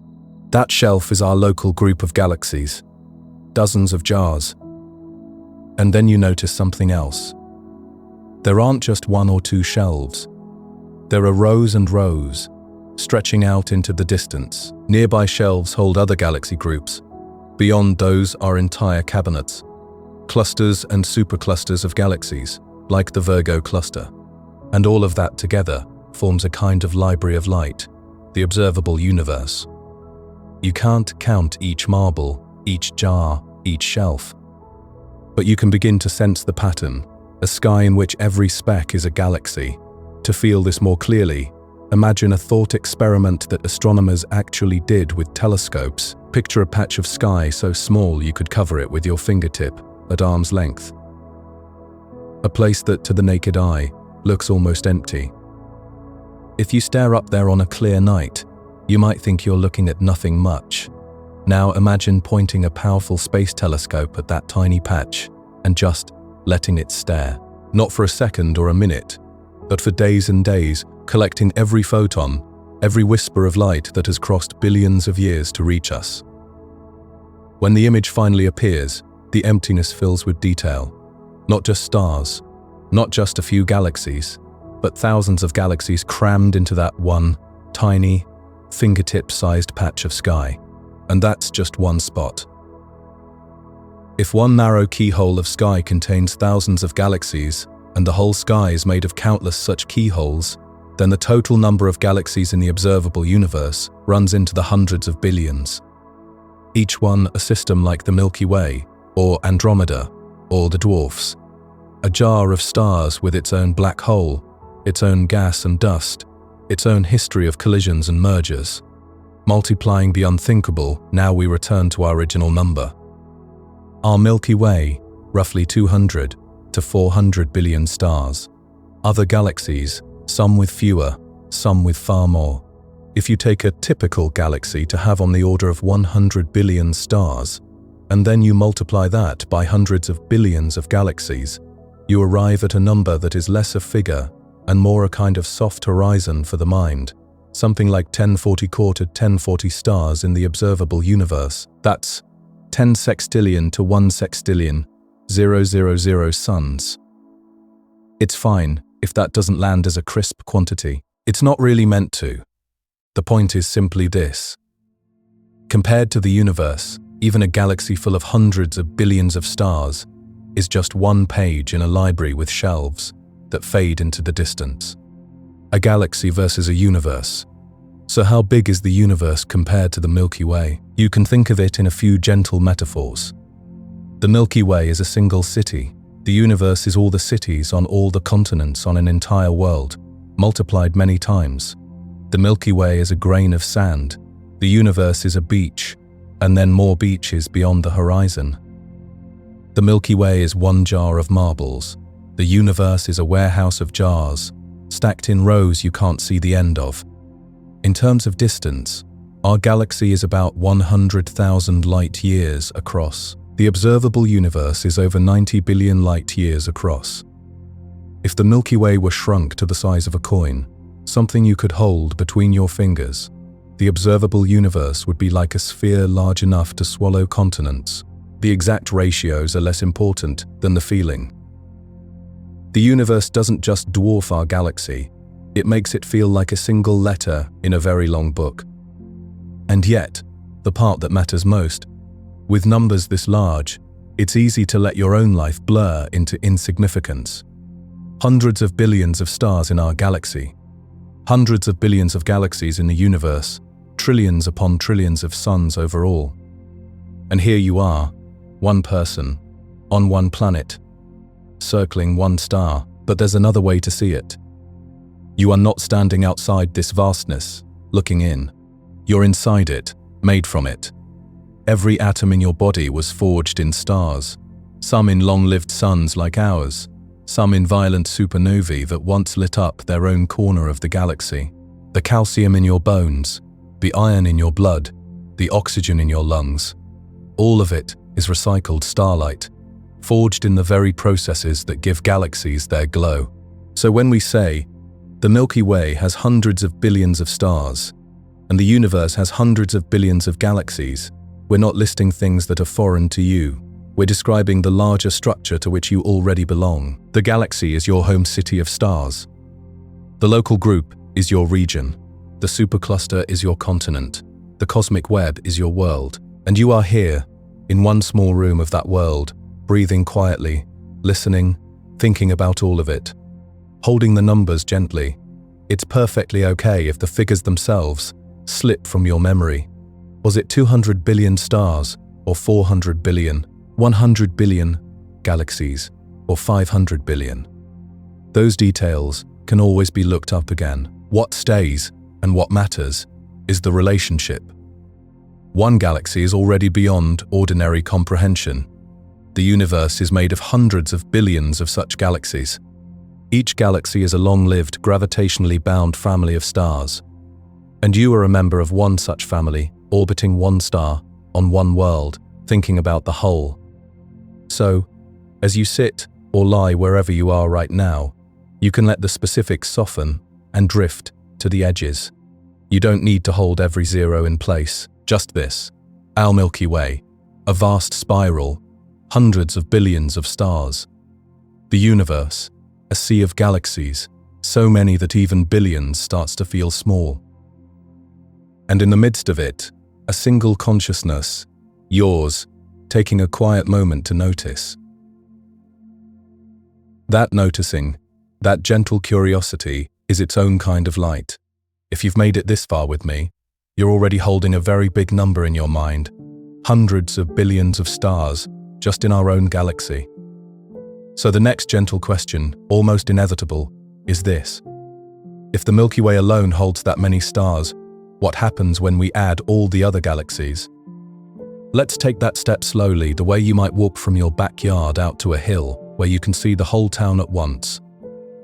From one jar of marbles to a whole shelf of jars, you've just imagined the Milky Way as a kind of enormous jar filled with marbles. Each marbles, a star, each star, a sun. Hundreds of billions of them, most of them too small and too faint to ever meet your eyes.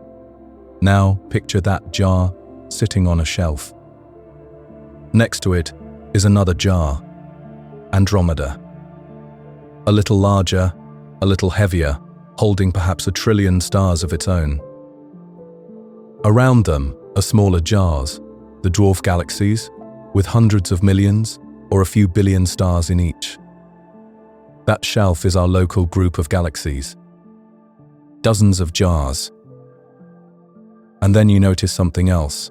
There aren't just 1 or 2 shelves.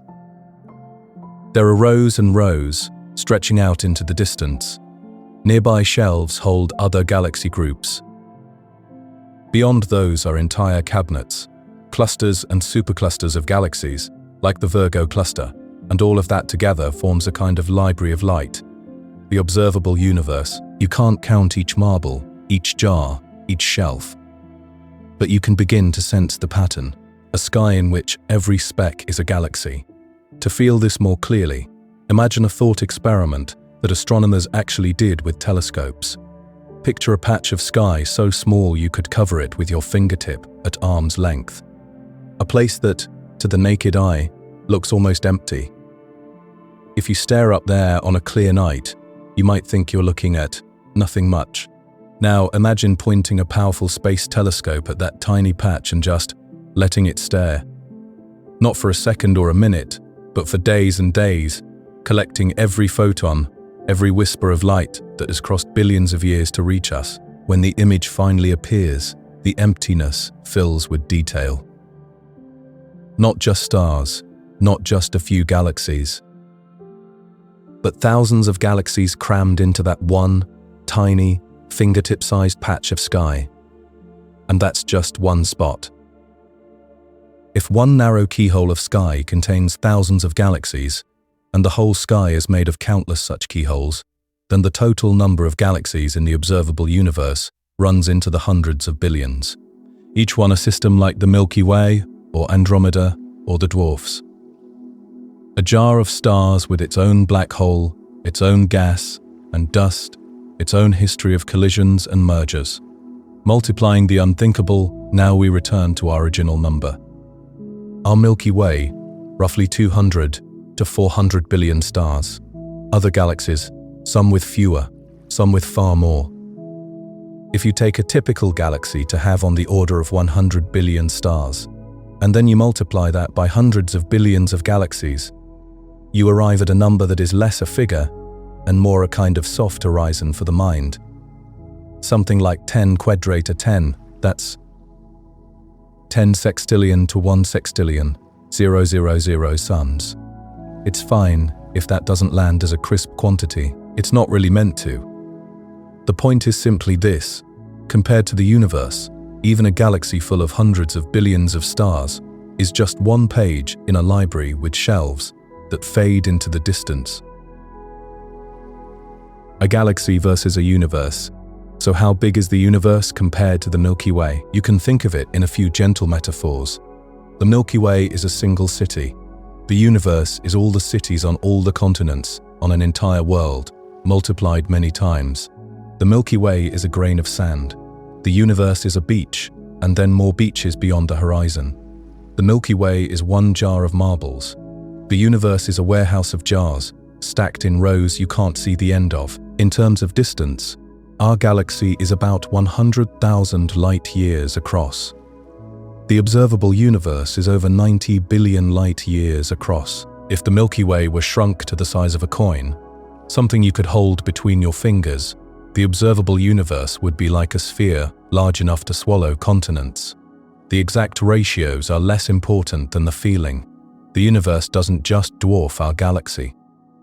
It makes it feel like a single letter in a very long book. And yet, the part that matters most, with numbers this large, it's easy to let your own life blur into insignificance. Hundreds of billions of stars in our galaxy. Hundreds of billions of galaxies in the universe. Trillions upon trillions of suns overall. And here you are, one person on one planet, circling one star. But there's another way to see it. You are not standing outside this vastness, looking in.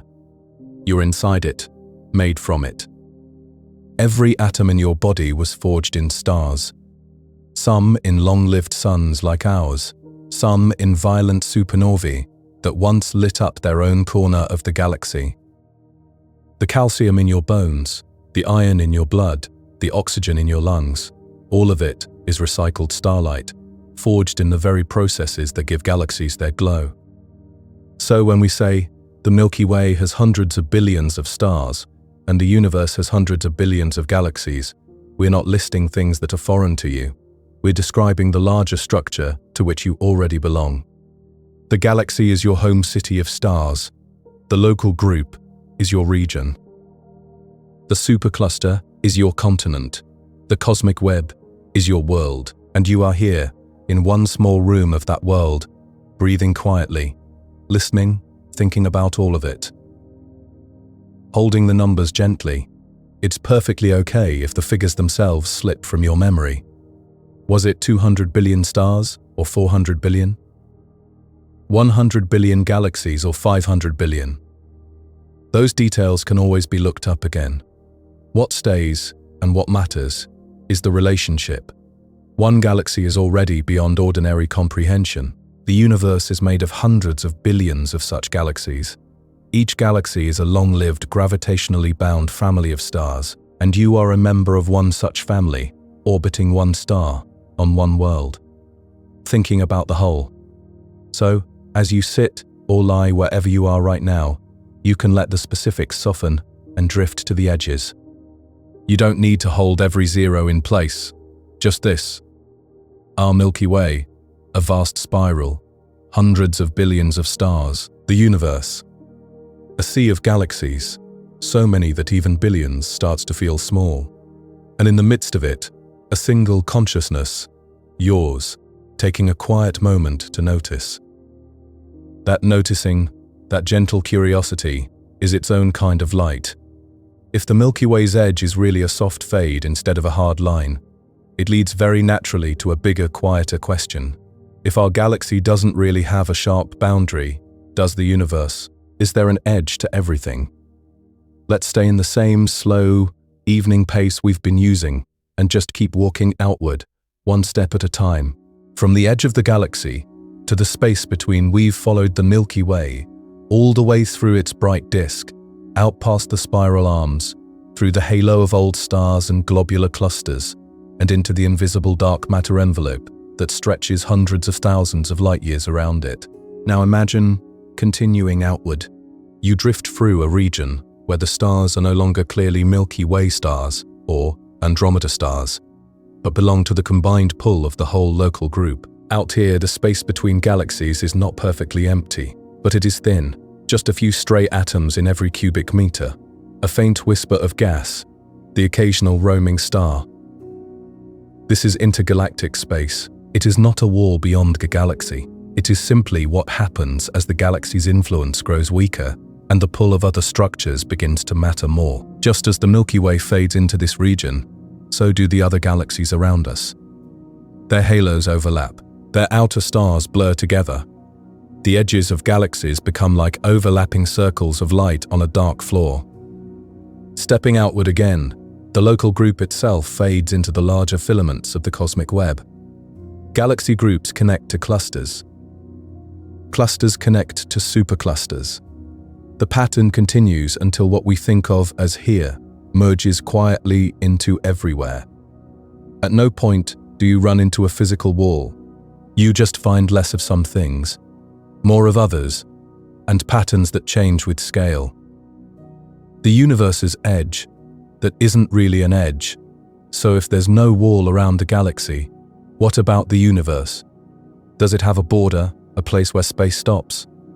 As far as our best science can tell, the universe does not have a physical edge, in the way a table has an edge, or a room has a wall. Space does not simply end. Instead, something subtler happens. There is a limit to how far we can see. Think of yourself standing in a fog.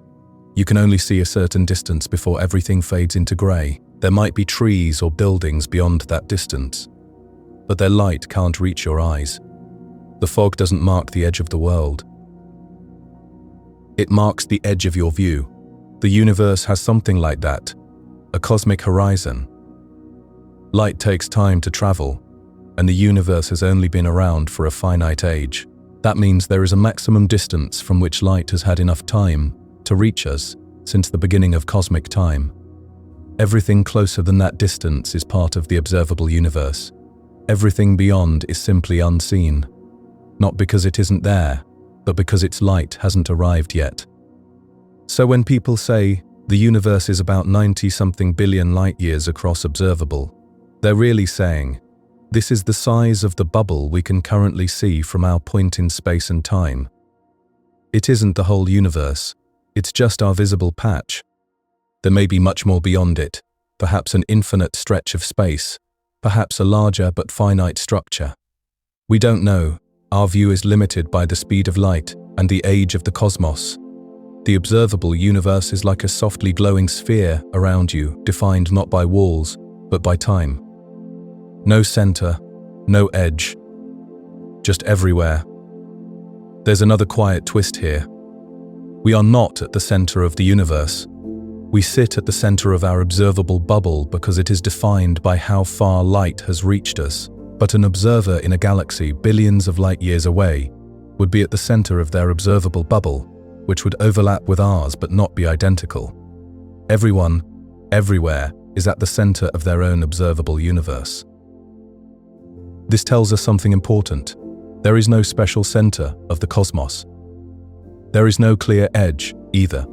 Only horizons that depend on where and when you are. The universe is more like the surface of a balloon being blown up. Every point moves away from every other point as the balloon expands, but there's no special spot on that surface that counts as the middle. If you live on that surface, all you notice is that everything is drifting away from everything else over time. From where we sit, distant galaxies are receding. The farther they are, the faster they appear to move away. That's not because we're in the center of an explosion, but because space itself is stretching, increasing the distances between galaxies over time. Edges, in the familiar sense, simply don't appear in this picture. The universe is a series of soft transitions at this point. A pattern emerges. The Milky Way doesn't end with a sharp edge. It fades into a halo. The local group doesn't end with a wall. It blends into nearby filaments and clusters. The cosmic web doesn't end with a border. It fades into regions we cannot observe. Even the observable universe is not bounded by a solid shell. It's bounded by time, a horizon beyond which we have no light yet. Everywhere we look, the universe prefers gradients to edges, transitions to borders. It's as though reality is gently insisting on a lesson. Nothing is entirely separate. Everything is part of something larger. Galaxies fade into groups. Groups fade into filaments. Filaments fade into the unseen. And we, living on a small planet around a modest star, are threaded into that structure without any clear line that says, here, you stop. Here the universe begins. Where do you end? If we let that idea settle a little deeper, it begins to touch something personal. We like to think in terms of clear boundaries. This is me, that is the world. Here is my life. Out there is everything else. That just as the galaxy has no sharp edge, neither do you. Not really. You breathe in air that was outside you a moment ago and will be outside you again soon. You eat food that was sunlight and soil rearranged. The atoms in your body were once gas between stars, dust in the galaxy, pieces of other living things. You are not a sealed container. You are a temporary pattern in the flow of matter and energy. The galaxy is like that too. So is the universe. Thinking this way doesn't erase your individuality. It just adds another layer. You are both a distinct person and a continuous part of the cosmos, in the same way the Milky Way is both a recognizable galaxy and a fading, blending region in a larger web of structure. Resting with the idea of no hard walls. So when we ask, where does the Milky Way end? Where does the universe end? The quiet answer is, they don't end the way we're used to. They fade. The Milky Way's influence tapers off into the space between galaxies. The observable universe's visibility tapers off into darkness beyond our horizon, and beyond each fade is simply more universe, whether we can see it or not. You don't need to hold all the technical details. You don't need to remember the distances or the jargon. All you need to keep is a feeling. The cosmos has very few sharp edges. Most boundaries are soft, gradual, and shared. Our galaxy is one such soft shape in a larger sea, and you live inside that softness, not apart from it. As you sit with that, you might notice a quiet easing inside yourself. The need for clean borders relaxes. The worry of being small in a vast universe softens into something else. A sense of belonging to a reality that doesn't end with walls, only with horizons, and horizons, with time, can always move. If you close your eyes for a moment, you might still feel where we just were. We'd stepped out of the Milky Way in imagination, drifted past its fading halo, and found ourselves in that quiet, enormous space between galaxies, thin gas, a few lonely stars, dark matter like invisible scaffolding, and a hush so deep it almost felt like silence itself. Now, we're going to keep going, not quickly, not like a rocket launch, more like a slow elevator ride where, floor by floor, the view changes and widens. Tonight, we follow those gaps outward to see how galaxies gather, how the universe arranges them, and what it means for something as small as the Milky Way to belong to something as large as the observable universe. From neighbors to clusters, when galaxies live in cities, we'll start where we already feel a little at home. The local group, you can picture it as a small district in space. The Milky Way on one side, Andromeda on the other. Dozens of dwarf galaxies scattered around like smaller houses. Altogether, the local group spans about 10 million light-years or so. Within that space, gravity keeps everything loosely bound. Nothing is racing away fast enough to escape forever. It's a family, drifting through space together. Now imagine riding an invisible elevator upward, so high that the entire local group shrinks to a faint sprinkle of light. As you move up, other groups come into view. The group around the galaxy M81, the group around Centaurus A. Many others, each with its own bright spirals and ellipticals, each wrapped in halos of dark matter and faint satellite dwarfs. These groups are not randomly scattered, they lie on a kind of sheet. A flattened region in space where galaxies are slightly more common, sharing a general motion and a shared gravitational environment. Lift your view again, and something bigger comes into focus. A cluster. Clusters are to galaxy groups what big cities are to small towns. One of the nearest major ones to us is the Virgo cluster, about 65 million light-years away. If you could see it up close, you would find over 1,000 galaxies bound together. Giant elliptical galaxies at its center, huge and smooth, containing trillions of stars, spirals dotted throughout, some distorted, some stripped of their gas by encounters and pressure as they move through the cluster's hot environment. Between the galaxies of a cluster is not just empty space, but a searingly hot gas, filling the cluster like a thin, glowing atmosphere. So hot it shines in X-rays, invisible to our eyes, but detectable with special telescopes. Dark matter, again, provides most of the mass, holding the entire city of galaxies together. Compared to the local group, a cluster like Virgo is vast and crowded. Our local group, in cluster terms, is like a quiet suburb, far from the bustling downtown. Superclusters, neighborhoods of cities. But even clusters are not the end of the story. Just as cities belong to broader regions or states, clusters belong to superclusters. Our local group and the Virgo cluster are part of a much larger region, often called the Laniakea supercluster, a sprawling flow of galaxies and clusters stretching hundreds of millions of light-years across. The name means immense heaven, and that feels appropriate. You can imagine it like this. Each cluster is a city of galaxies. The supercluster is the entire continent of those cities, plus the small towns and villages in between. The line between one supercluster and another isn't sharp. It's defined by how galaxies flow under gravity, what they're slowly falling toward, how they move collectively over billions of years. In this picture, our Milky Way is a single galaxy in a small group on the outskirts of a larger cluster region, inside an enormous cosmic country of galaxies. Every time we zoom out, our home shrinks in relative scale, but our sense of context grows. The cosmic web, the universe as a pattern. Now let's go one step farther. Imagine you have a map of the universe with every bright galaxy marked as a tiny point of light. Then you dim the background to black and step back until you can see hundreds of millions of light years at once. You would not see galaxies sprinkled evenly. You would see something that looks like a web. Long filaments of galaxies, like veins or threads, stretching across space. Clusters at the intersections of these filaments, bright knots where many galaxies gather.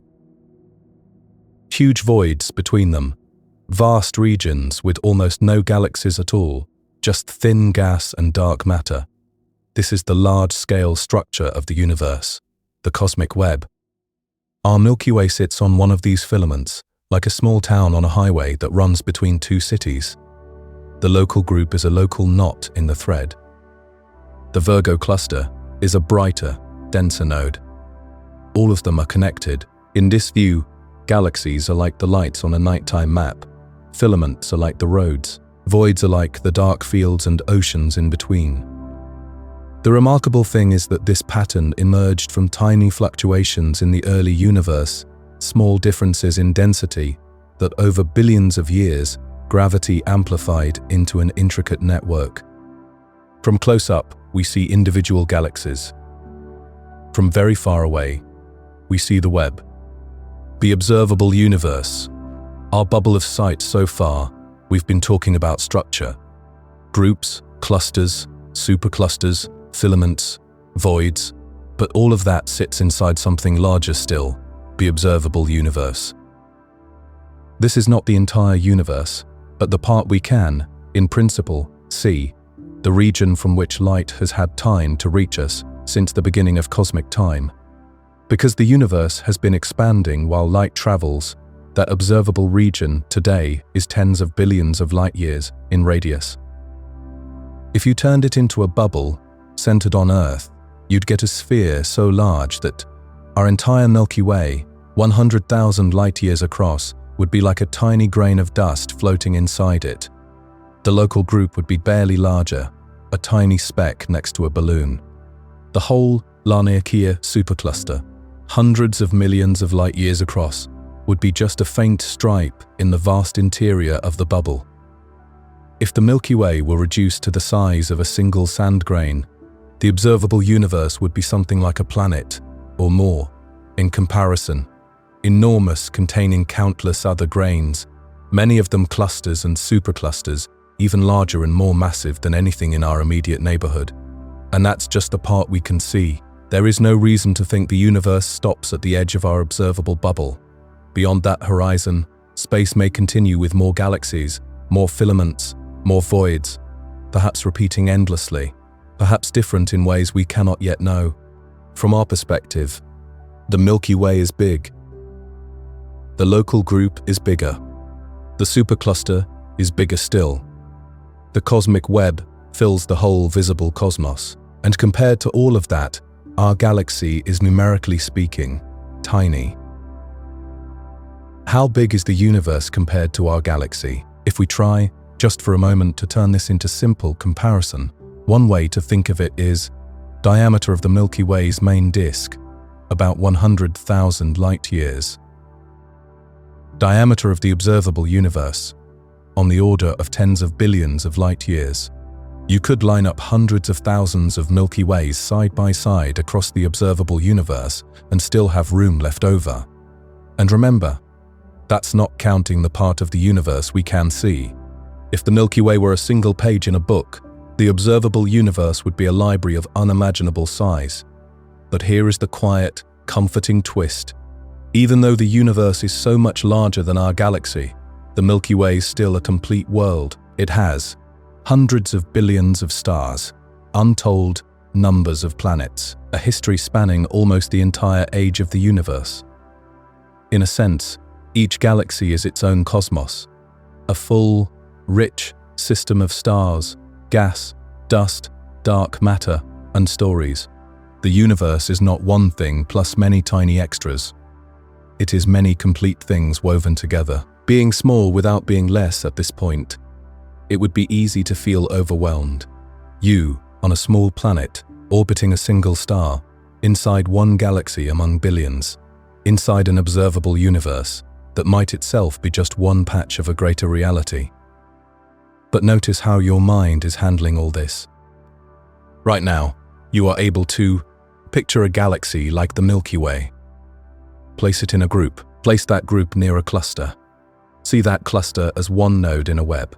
Wrap that web in a bubble of what we can observe. That entire structure, from solar system to observable universe, is something your brain can hold as a nested set of images. It doesn't need to be perfect or precise. Even a rough sense of the layering is extraordinary.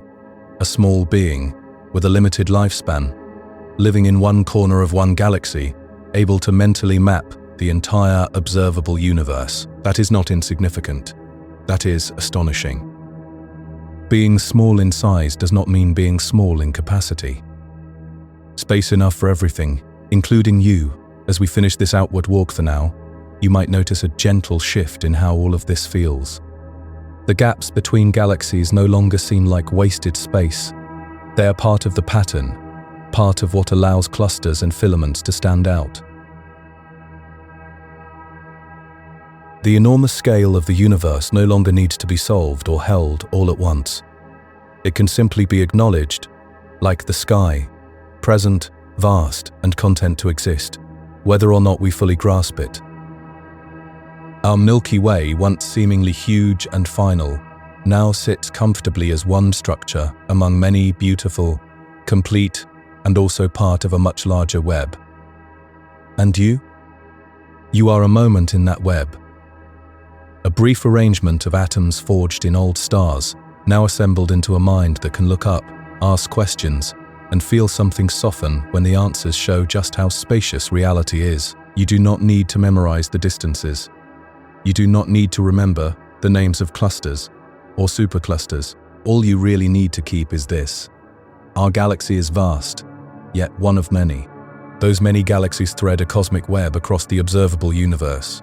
The observable universe is unimaginably larger than our single galaxy, and yet somehow, here inside it, there is room for you to sit quietly, breathe, and let your thoughts drift across all of it, without any rush.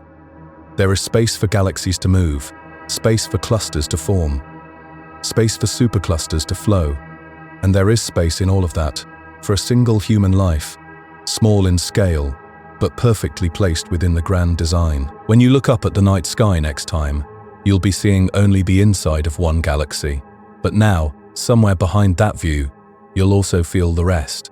The gaps, the clusters, the web, and the vast, gentle universe that holds them all. When you follow those patterns up and up in your imagination, from galaxies to groups, from groups to clusters, from clusters to superclusters and long, delicate walls, you eventually reach a point where another question appears, quiet but insistent.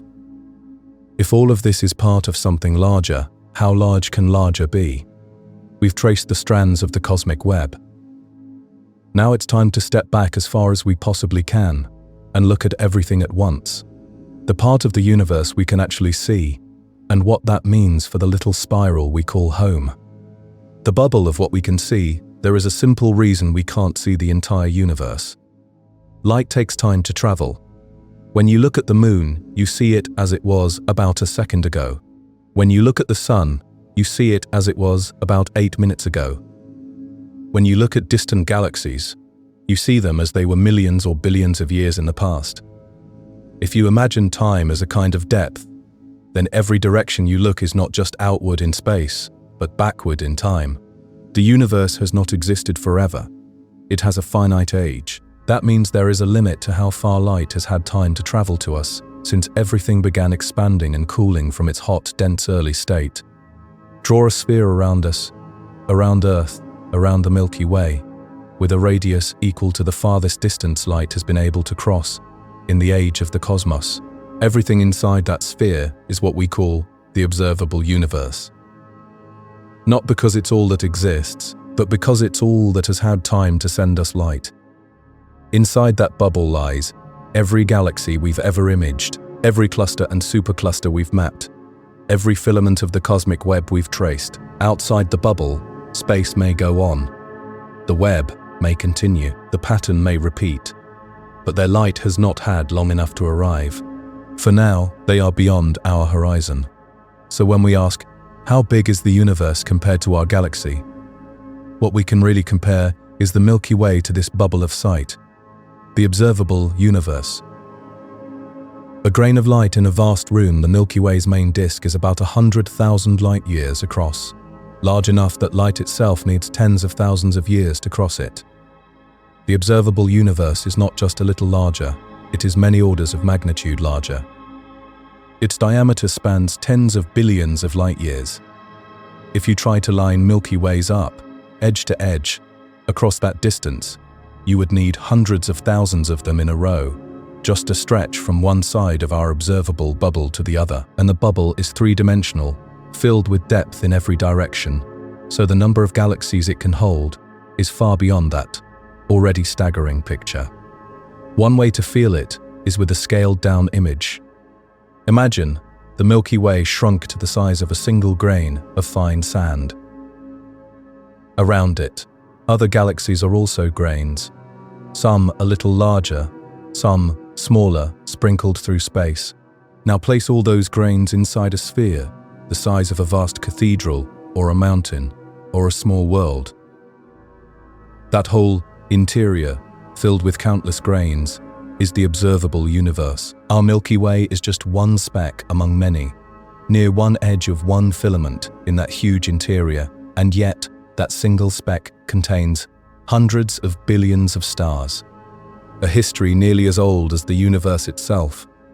A complex structure of spiral arms, halo, dark matter, star clusters, and dust. The universe dwarfs the galaxy in size, but the galaxy itself already dwarfs our intuition. It's like comparing a single page to an entire library, and then remembering that even a single page can hold an entire story. How many galaxies, how many worlds when astronomers look deep into small patches of sky with powerful telescopes? They see something almost unbelievable. The darkness fills with galaxies. In directions that look empty to the naked eye, long exposures reveal thousands upon thousands of distant galaxies, each one a system of stars. By surveying many such patches, scientists infer how many galaxies likely lie within our observable bubble. The exact number is uncertain and still being refined, but the key idea is simple. Our Milky Way is one galaxy. There are many billions of galaxies within the observable universe. Some are small dwarfs with a few 100 million stars. Some are giants with trillions. If each galaxy is a city of stars, then the observable universe is not just a continent of cities, but a whole planet covered in them, front to back, in every direction. And almost every star likely has planets, even if only a small fraction of those planets are potentially habitable. The sheer number makes the potential for other worlds overwhelming. We still do not know how common life is. But we do know this: our galaxy is not a lonely exception. It is one member of a vast crowd, structure fading into smoothness. Earlier, we imagined galaxies gathering into groups, groups gathering into clusters, clusters gathering into superclusters and filaments. Filaments weaving the cosmic web. These patterns are strongest on scales of tens to hundreds of millions of light years. But if you keep zooming out, farther, and farther still, something interesting happens. The web begins to blur. The clumps average out. On the very largest scales we can probe, the universe starts to look smooth. The dense places and the empty places blend into a kind of uniformity. Not perfectly even, but close. On those scales, clusters and superclusters are like tiny ripples on the surface of an enormous sea. The universe is not completely homogeneous, but it drifts in that direction when you step far enough back, so in a way we have two truths at once. On smaller cosmic scales, the universe is wildly structured. Webs, highways, nodes, voids. On the very largest scales, it becomes almost featureless. A gentle average of all those details. Our Milky Way sits near one junction in that web. Important to us, tiny in the whole. Motion through an immense landscape. Just as cars move along roads and rivers flow along valleys, galaxies move along the gravitational contours of the cosmic web. Our Milky Way orbits within the local group. The local group is drifting toward the Virgo cluster. Many clusters and groups are slowly flowing toward deeper gravitational wells in our supercluster region. All of this unfolds over billions of years, far longer than the span of human civilization. From where we are, it feels like we are standing still. The stars rise and set. The constellations shift slowly over thousands of years. But on cosmic scales, everything is in motion, gliding along the very highways that the distribution of matter has carved into space-time. You are sitting on a planet, orbiting a star, orbiting the center of a galaxy, which is drifting with its neighbors through a supercluster, all enclosed within a bubble of space that has been expanding since the universe was young. We usually notice only the smallest of those motions. But all of them are happening at once. Small, but not insignificant. It is natural, faced with this, to feel small. Compared to a galaxy, you are tiny.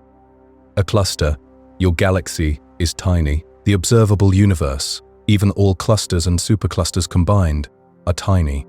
But size is only one way of measuring things. Here is another. Within a small corner of one galaxy, on the surface of one planet, matter has arranged itself into a pattern that can think about the entire observable universe, that can invent words like cluster and supercluster, draw maps of filaments, model the cosmic web, and feel something, calm, awe, curiosity, as it does so. You are part of that pattern. In physical terms, you are made from the same atoms forged in ancient stars, hydrogen from the early universe, carbon, oxygen, nitrogen, iron from generations of dying suns. In informational terms, you carry inside your mind a model of your home planet, a model of your solar system, now, at least a faint model of your galaxy and of the universe beyond. You are small in scale, yes, but you are large in awareness. The universe is big compared to our galaxy, but the fact that we can compare them at all is one of the most remarkable things the universe has done, holding the whole picture gently. So, if you let the whole story settle, it might sound something like this. You live on a planet orbiting a star. That star is one of hundreds of billions in the Milky Way. The Milky Way is one galaxy, in a local group of galaxies. That group drifts on the outskirts of a cluster and a supercluster, part of a network of filaments and voids. All of this lies inside the observable universe, a vast bubble of space-time, many billions of light-years across, filled with countless galaxies. The universe, even just the part we can see, is unimaginably larger than our single galaxy. Our galaxy is just one thread in a tapestry that stretches in every direction, and yet you do not need to hold all of that in sharp focus. You only need to know it's there, to have a sense, even a soft one, of where the Milky Way fits into the whole. From there, you can shrink your attention back down. To your solar system, to your planet, to your room, to your own breath. In, out, you are here, in one quiet moment, on one world, inside one galaxy, inside a universe that is stunningly, unapologetically vast. The universe is big compared to our galaxy. Our galaxy is big compared to us. And yet, within all that layered immensity, there is room, quite comfortably, for you to lie back, look up at the night sky, and feel at home. When you climb that distance ladder in your mind, rung by careful rung, there comes a moment when you reach as high as you can go and simply look around. Parallax has taken you out through the nearby stars. Cepheids have carried you across to neighboring galaxies. Supernovae and redshifts have pushed your view to the farthest clusters and filaments your instruments can detect. And at the very top of that ladder, you find you're not standing at the edge of everything, but at the edge of something more specific and quietly beautiful. The edge of what you can possibly see. A horizon made of time, because light takes time to travel. Every distance in the universe is also a time. A star, 100 light-years away, is a star you see as it was 100 years ago. A galaxy, 1 billion light-years away, is a galaxy you see as it was 1 billion years ago. Push this idea as far as it will go, and there's a limit. A farthest back you can look. The universe has a finite age, so there is a maximum amount of time light has had to journey toward us. If you draw a sphere around us with a radius equal to the greatest distance light has been able to cross since the universe became transparent, everything inside that sphere is what we call the observable universe. Not the whole universe. Just the part whose light has had time to arrive. Your ladder reaches the inner surface of that sphere. Beyond it, there may be more galaxies, more clusters, more filaments flowing on. But for now, their light has not yet reached us, and so they remain beyond every method of measurement we have. The edge here is not a wall. It is a horizon, like the line where the sea meets the sky. Not the end of the ocean, just a limit of your view. Turning maps into a measurement of everything, when astronomers combine all those rungs of the distance ladder, they don't just get isolated numbers, they get something more like a map of space-time. Nearby, parallax lays out the Milky Way's stars in 3 dimensions. A bit farther, Cepheids mark the positions of neighboring galaxies. Farther still, supernovae and redshifts link thousands, then millions, then billions of galaxies into a web. Overlay all those measurements and a pattern emerges: clusters, superclusters, filaments, voids, stretched across a bubble of space tens of billions of light-years in radius. By studying how the expansion of the universe affects light from the earliest times we can see, astronomers can even estimate the size of that observable bubble itself. The exact numbers are technical and always being refined, but the essence is simple. The Milky Way is about 100,000 light-years across. The observable universe is tens of billions of light-years across. If the Milky Way were a single grain of sand, the observable universe would be like a vast world full of sands, so many you could never count them, stretching in all directions. Your ladder has effectively let you measure the size of the room in which all galaxies you can possibly see are arranged. A ruler made of light, motion, and patience. It's worth pausing to notice what these rulers actually are: a tiny wobble in a star's apparent position over months and years, a regular heartbeat in a variable star's brightness, the predictable flash of a particular kind of supernova. the stretching of light as space itself expands. None of these feels like a ruler in the everyday sense. You never see a giant cosmic meter stick lying between galaxies. Instead, you see patterns, regularities in brightness, in timing, in spectral fingerprints, in how light is shifted. You watch patiently, compare carefully, and let physics do the rest. The distances to star clusters, to nearby galaxies, to remote clusters, to the faintest smudges at the edge of detectability. One pattern calibrates another, and together they reach out to the limits of sight. In this way, the cosmic distance ladder is as much a story of trust as it is of technique. Each rung believing in the stability of the rung below, each method leaning gently on the ones that came before. What the numbers really give us, knowing that a cluster is 300 million light-years away, or that the earliest light we see left its source more than 13 billion years ago, can sound like dry bookkeeping. But each number is also a moment in the universe history. When we say a galaxy is billions of light-years distant, we are also saying we see it as it was when the universe was young.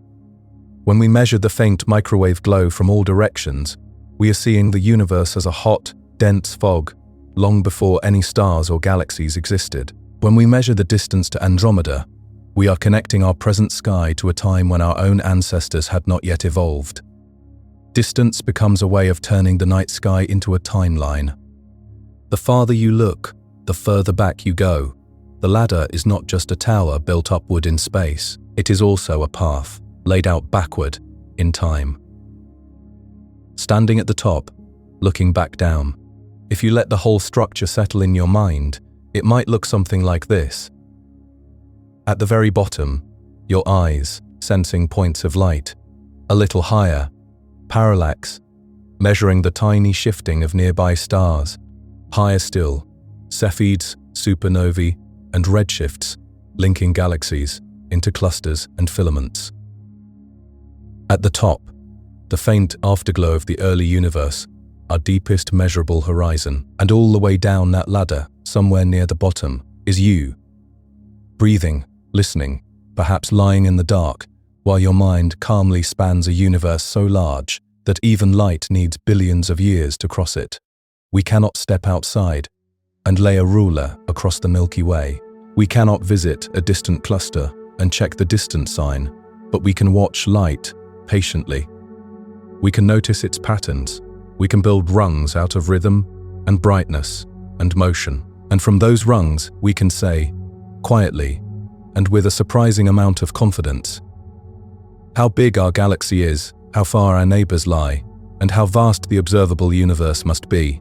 The universe remains immense, mysterious, and more than our numbers can fully contain. But the fact that we can measure even part of it, that we can climb a ladder made of light all the way to the edge of what we can see, its own kind of gentle wonder. And from here, at the top of that ladder, we're finally ready for the question that has been waiting for us all along. How does this all compare? How big is the universe, really, beside the single galaxy we call home? And so, after all of that stretching outward, past stars and arms and halos, past clusters and filaments and walls, you find yourself back here thinking about one particular spiral of stars and how it fits inside everything else, the Milky Way, our home, our island, our coin in an ocean of distance, the observable universe. The whole visible ocean, a bubble of light nearly 93 billion light-years across. Side by side, the difference between them is almost comical. One galaxy 100,000 light-years wide. The observable universe tens of billions of light-years across. In simple geometric terms, the universe's observable volume ends up a billion times larger than the volume of our galaxy, a 1 followed by 18 zeros. The kind of number the mind doesn't really see, it just nods at and lets drift by. And yet, even with that staggering imbalance, there is a quiet symmetry between the two. The Milky Way is a world of worlds, hundreds of billions of stars, each with its own neighborhood of planets and moons, each one a tiny drama of gravity and light. The observable universe is a galaxy of galaxies, trillions of star systems collected into spirals, ellipticals, irregulars, each one a Milky Way of its own. Change the unit from stars to galaxies and the pattern repeats. You can imagine it like this. On one level, the Sun is just one star among hundreds of billions in the Milky Way. On the next level, the Milky Way is just one galaxy among trillions in the observable universe. And then, on a quieter, more personal level, you are one person among billions on Earth. Earth is one planet among billions in our galaxy. Our galaxy is one among trillions in the piece of the universe we can see. At every step, something that feels enormous from the inside becomes just one of many when seen from the outside. And yet at every step, the inside still matters, because that's where experience lives. From the point of view of the universe, the Milky Way is small, ordinary, unremarkable. From the point of view of a human life, it is almost impossibly grand, a structure so large that light needs 100,000 years to cross it, so old that it has circled its own center only a few dozen times since it formed, so rich that even the word billions starts to blur at its edges. The universe can hold both of these truths at once. Our galaxy is cosmically modest and personally magnificent. As you let that settle, notice how your sense of scale has changed over this journey. You started on a planet about 12,700 kilometers wide. You moved out to a solar system a few billion kilometers across. Then to a galaxy 100,000 light-years in diameter. Then to a local group of galaxies spread over millions of light-years. Then to superclusters and filaments spanning hundreds of millions of light-years. And finally to an observable universe, a sphere of space and time in which all of this lives. Against that backdrop, the Milky Way is a single chapter, and your life is a single sentence. But that sentence is inside the chapter. The chapter is inside the book. The book is inside the library. You are not standing outside, looking at these things through glass. You are written into them, made of the same atoms, following the same laws, sharing the same history of expansion and cooling and star formation that stretches all the way back to the first fraction of a second after the Big Bang. Every breath you take contains atoms forged in older stars that lived and died before the Sun even formed. Every heartbeat is powered by a star whose light crosses the empty dark of space to arrive here. On this one small world orbiting this one ordinary star, in this one ordinary galaxy, the comparison between the Milky Way and the observable universe can make you feel tiny. But it can also do something softer. It can place you. It can say, you live here, on a planet circling a star, in the Orion arm of the Milky Way in the local group of galaxies, on the outskirts of Laniakea, the immense supercluster inside an observable universe that has been unfolding for 13.8 billion years. You are not at the center. You are not at the edge. You are in it. Right now, as you lie or sit and listen, your body is resting inside that galaxy, which is resting inside that universe.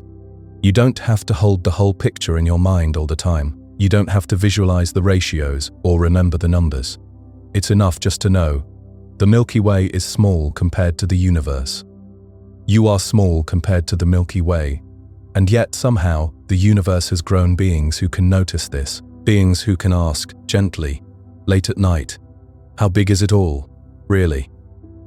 Where do we fit? As those questions drift through you, you might let go of the need to answer them perfectly. The numbers have done their job. They've stretched your imagination far beyond everyday distance and time. They've shown you that our galaxy is a grain in a vast cosmic field, and that this grain is home. From here, you can let the details blur a little. Let 100,000 light-years soften into very large. Let 93 billion light-years soften into vast beyond imagining. Let hundreds of billions of stars soften into more than enough. You live in one galaxy among many, in one patch of universe among countless others. And yet, this is the patch where your memories live, where your thoughts arise, where your body rests. Right now, the Milky Way is circling its center. The local group is drifting along its filament. The universe is expanding. Light is crossing the darkness. Galaxies are turning slowly in their dances. And you are here, breathing. A small life, in a small corner of a small galaxy, inside an observable universe that is anything but small. If you like, you can imagine the Milky Way now as a soft, glowing spiral hanging in the dark. Somewhere out on one of its arms is a tiny point of light, the Sun. Around that point, a tiny dot, the Earth. On that dot, a person settling down, feeling their eyelids grow heavier as thoughts of galaxies and universes widen and then gently fade. Our galaxy, our universe, your moment in it. All of them real, all of them connected, all of them held together in this quiet stretch of time as you drift toward rest. When you hold that whole picture in your mind, the Milky Way, the local group, the clusters and filaments, and finally this glowing bubble 93 billion light-years across to emerge beneath all the numbers. Our galaxy is not big, not compared to that. The Milky Way is vast enough that light itself needs 100,000 years to cross it. Inside it are hundreds of billions of stars, each with their own worlds, their own histories, their own possibilities. For anything on a human scale, a galaxy is beyond enormous. It might as well be infinite. But place that same galaxy inside the observable universe, and the scale shifts in a way the mind can barely follow. If the Milky Way were reduced to the size of a single grain of sand, then the observable universe would be like a great Earth made of sand, oceans and continents of it, every beach and desert and dune overflowing with grains. Each grain a galaxy, our grain just one among perhaps 2 trillion. You can also compare lengths. The Milky Way is about 100,000 light-years across. The observable universe is about 93 billion light-years across. To see how different those numbers really are, imagine the Milky Way as a line 1 centimeter long on a page. On that same scale, the observable universe would stretch almost 1,000 meters. Your galaxy would be a tiny scratch on a diagram that runs the length of 10 city blocks. Or think in time. A beam of light could cross our galaxy in about 100,000 years. A span longer than all of recorded human history, but still imaginable. To cross the observable universe, that same beam would need nearly 1,000 times longer than the age of our species. Not just your life, not just civilization, but the entire story of humanity would have to repeat over and over, countless times, to match that journey. The Milky Way and the observable universe are made of the same ingredients: dark matter forming halos and filaments, gas collecting into clouds, stars igniting, shining and dying, galaxies clustering along the strands of the cosmic web. The galaxy is a pattern repeated on a smaller scale. The observable universe is that pattern, echoed again and again, outward in all directions, until it fills a bubble of space-time whose size is set by light and time themselves. So when you stand under the night sky and say, "We live in the Milky Way," both things are true at once. You live in a single spiral galaxy, 100,000 light-years wide, circling its center like all the other stars bound to it.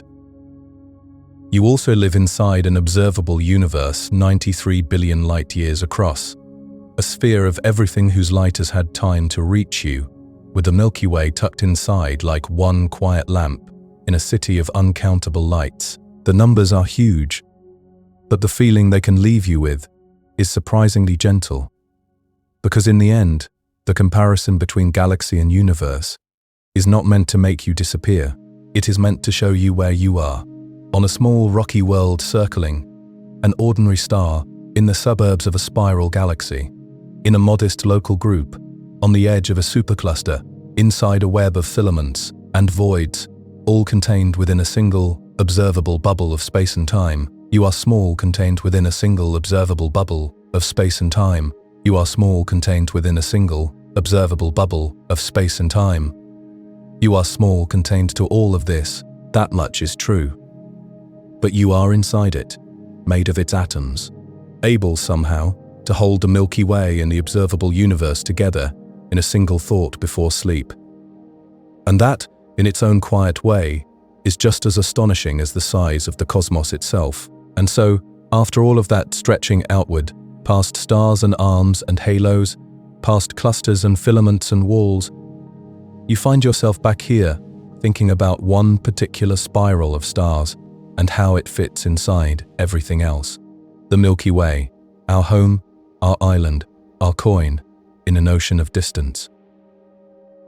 The observable universe, the whole visible ocean, a bubble of light, nearly 93 billion light-years across. Side by side, the difference between them is almost comical. One galaxy 100,000 light-years wide, the observable universe tens of billions of light-years across. In simple geometric terms, the universe's observable volume ends up a billion times larger than the volume of our galaxy. A 1 followed by 18 zeros, the kind of number the mind doesn't really see, it just nods at and lets drift by. And yet, even with that staggering imbalance, there is a quiet symmetry between the two. The Milky Way is a world of worlds, hundreds of billions of stars, each with its own neighborhood of planets and moons, each one a tiny drama of gravity and light. The observable universe is a galaxy of galaxies, trillions of star systems collected into spirals, ellipticals, irregulars, each one a Milky Way of its own.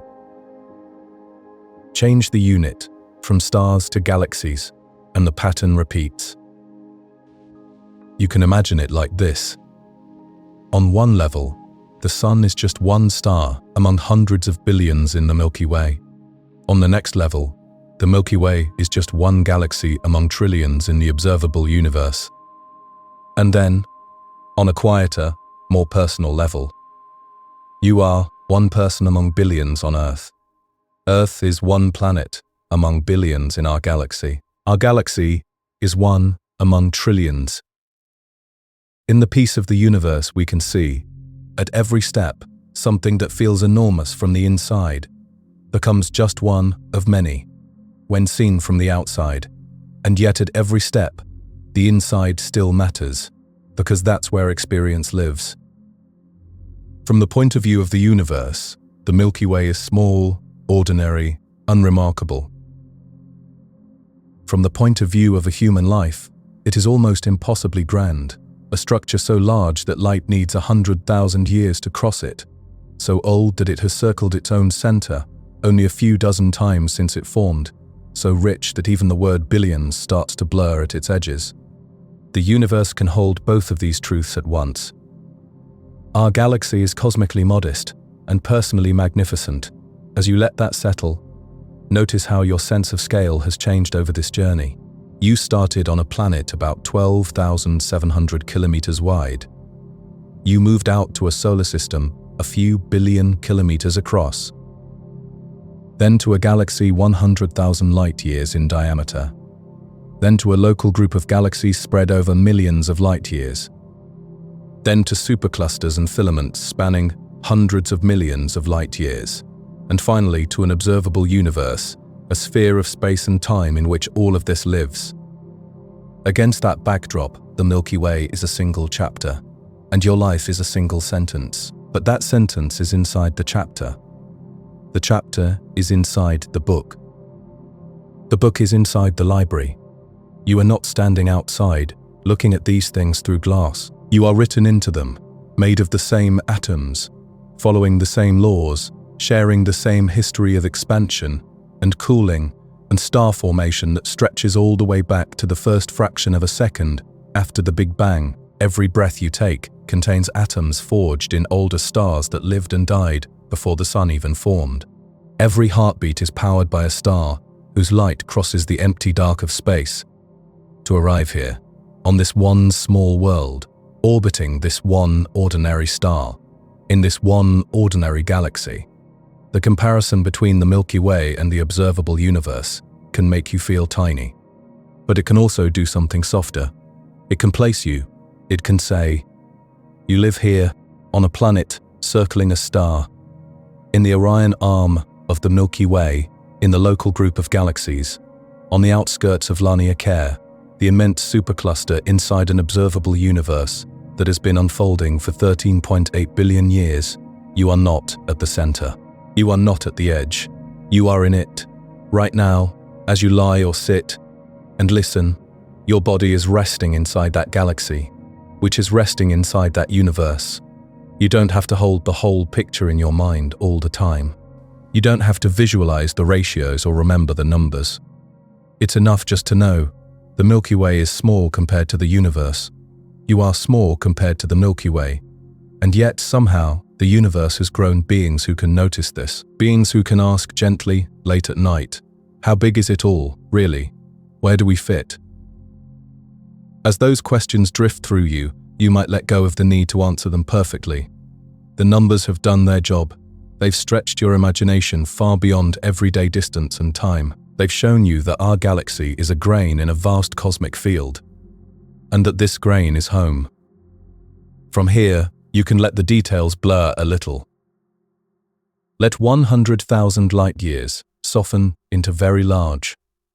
Let 93 billion light years soften into vast beyond imagining. Let hundreds of billions of stars soften into so many that I don't need to count. Let trillions of galaxies soften into more than enough. You live in one galaxy among many, in one patch of universe among countless others. And yet, this is the patch where your memories live, where your thoughts arise, where your body rests. Right now, the Milky Way is circling its center. The local group is drifting along its filament. The universe is expanding. Light is crossing the darkness. Galaxies are turning slowly in their dances. And you are here, breathing. A small life, in a small corner of a small galaxy, inside an observable universe that is anything but small. If you like, you can imagine the Milky Way, now as a soft, glowing spiral, hanging in the dark. Somewhere out on one of its arms is a tiny point of light, the sun. Around that point, a tiny dot, the Earth.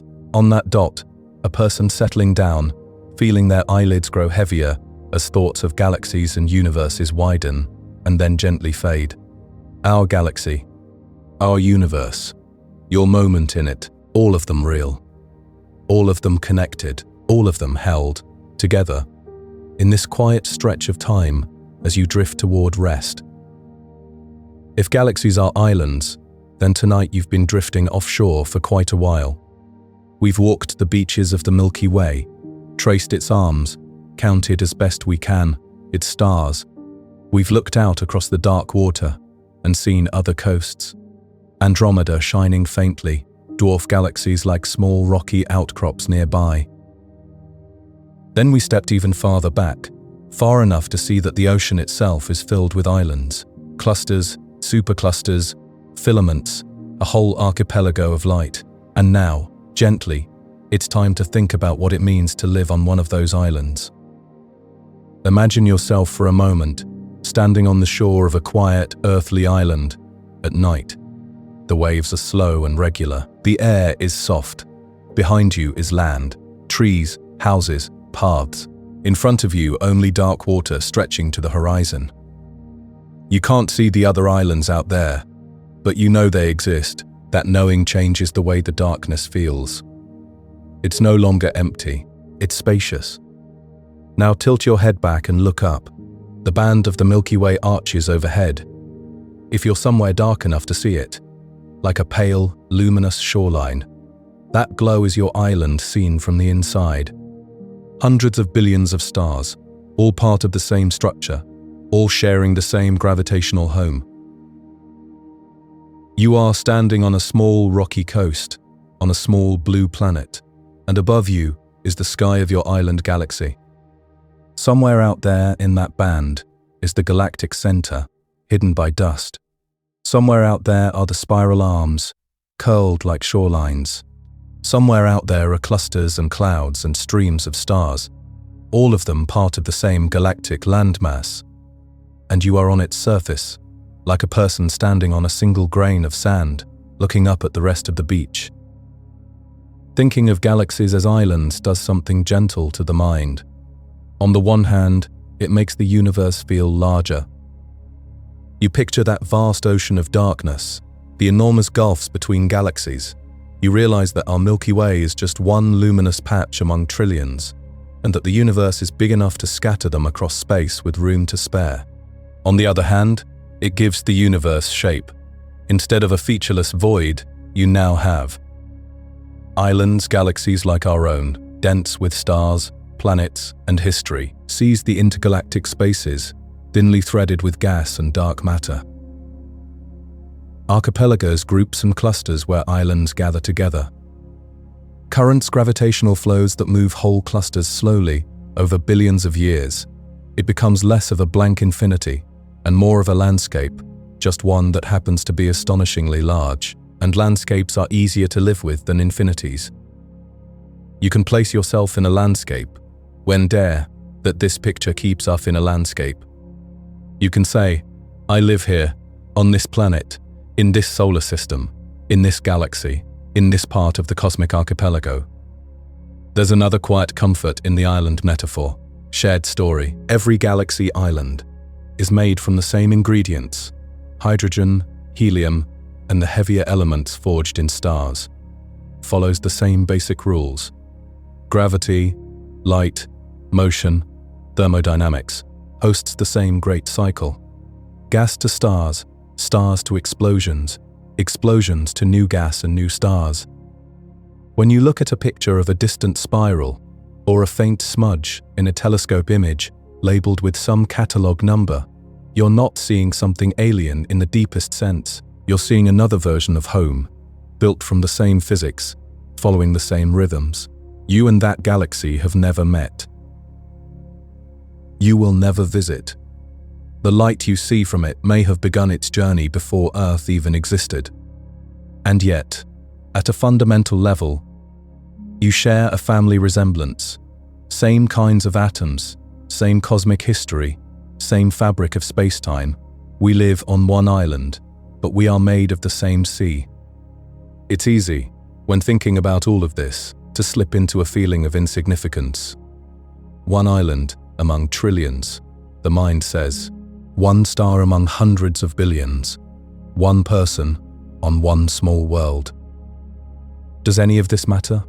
But there's another way to hear it. Instead of, we are nothing, you might let it be, we are part of everything. You are part of a species that can understand, in broad outline, what galaxies are. That species lives on a planet, orbiting one star, in one spiral arm of one galaxy. That galaxy is part of a vast archipelago of light in a universe 13.8 billion years old. And you, right now, are lying or sitting somewhere on that planet, with the luxury of enough safety and calm to even think about these things. You are not the center of the cosmic archipelago, but you are a center of experience within it. Your own small, vivid center of awareness, looking out. The universe does not need you to be large in order for you to belong. You are already made of its oldest stories, forged in stars, cooled from the early fire, shaped by gravity and time. If galaxies are islands, you are something like a tiny tide pool on a particular shore. Small, delicate, and yet full of its own intricate life. You can also notice how this whole journey has unfolded tonight. From Earth to solar system, from solar system to Milky Way, from Milky Way to local group and cosmic web, from cosmic web to the observable universe, and now back down again to galaxies as islands of possibility at each step. The scale changed, but the pattern stayed. Things gather, bind, drift, and evolve. Small things make bigger things. Bigger things make structures. Structures make patterns. Patterns become the background of our lives. You are carried along in those patterns, whether you think about them or not. But taking a little time to notice can have a surprisingly calming effect. The anxieties of the day, the emails, the errands, the unfinished tasks are still real and important. They matter deeply from the point of view of a human life, but for a moment, they can also rest inside this larger frame. A person, on a planet, under a sky, in a universe full of galaxies, nothing is erased. It's just put in context. If you'd like, you can try a brief mental picture before you drift off. See the island. Imagine the Milky Way from the outside, a soft spiral of light, arms curling, a hazy central glow. Hold that as your island in space. Find your shore. Now zoom gently toward one of the arms, the Orion arm, and find a small, ordinary star. That's the Sun. Around it, a tiny ring of planets. One of them is Earth. Return to the ground. Zoom down again until you're back where you are right now. This room, this bed or chair, this body breathing. Nothing has changed about your actual circumstances, and yet, for a moment, you've placed them in a cosmos that is wide and steady and very old. Your worries belong to you, but they don't have to fill the whole sky. Galaxies as islands, the universe as an archipelago, the Milky Way as your particular shore. Somewhere right now, countless other galaxies are turning slowly, quietly, in the dark. Their stars rise and set on worlds you'll never see. Their light travels for millions or billions of years before it reaches anywhere at all. And here you are, on one of those worlds, at the end of one of those days, with the chance to simply lie still and let your thoughts soften. You live on a cosmic island. You are part of a sea of galaxies. And tonight, that's all you need to remember. Let the rest of the details wash out with your next few breaths. The islands will still be there in the morning. If there are more galaxies than we can count, then in a way, the universe is already giving us an answer. You don't have to.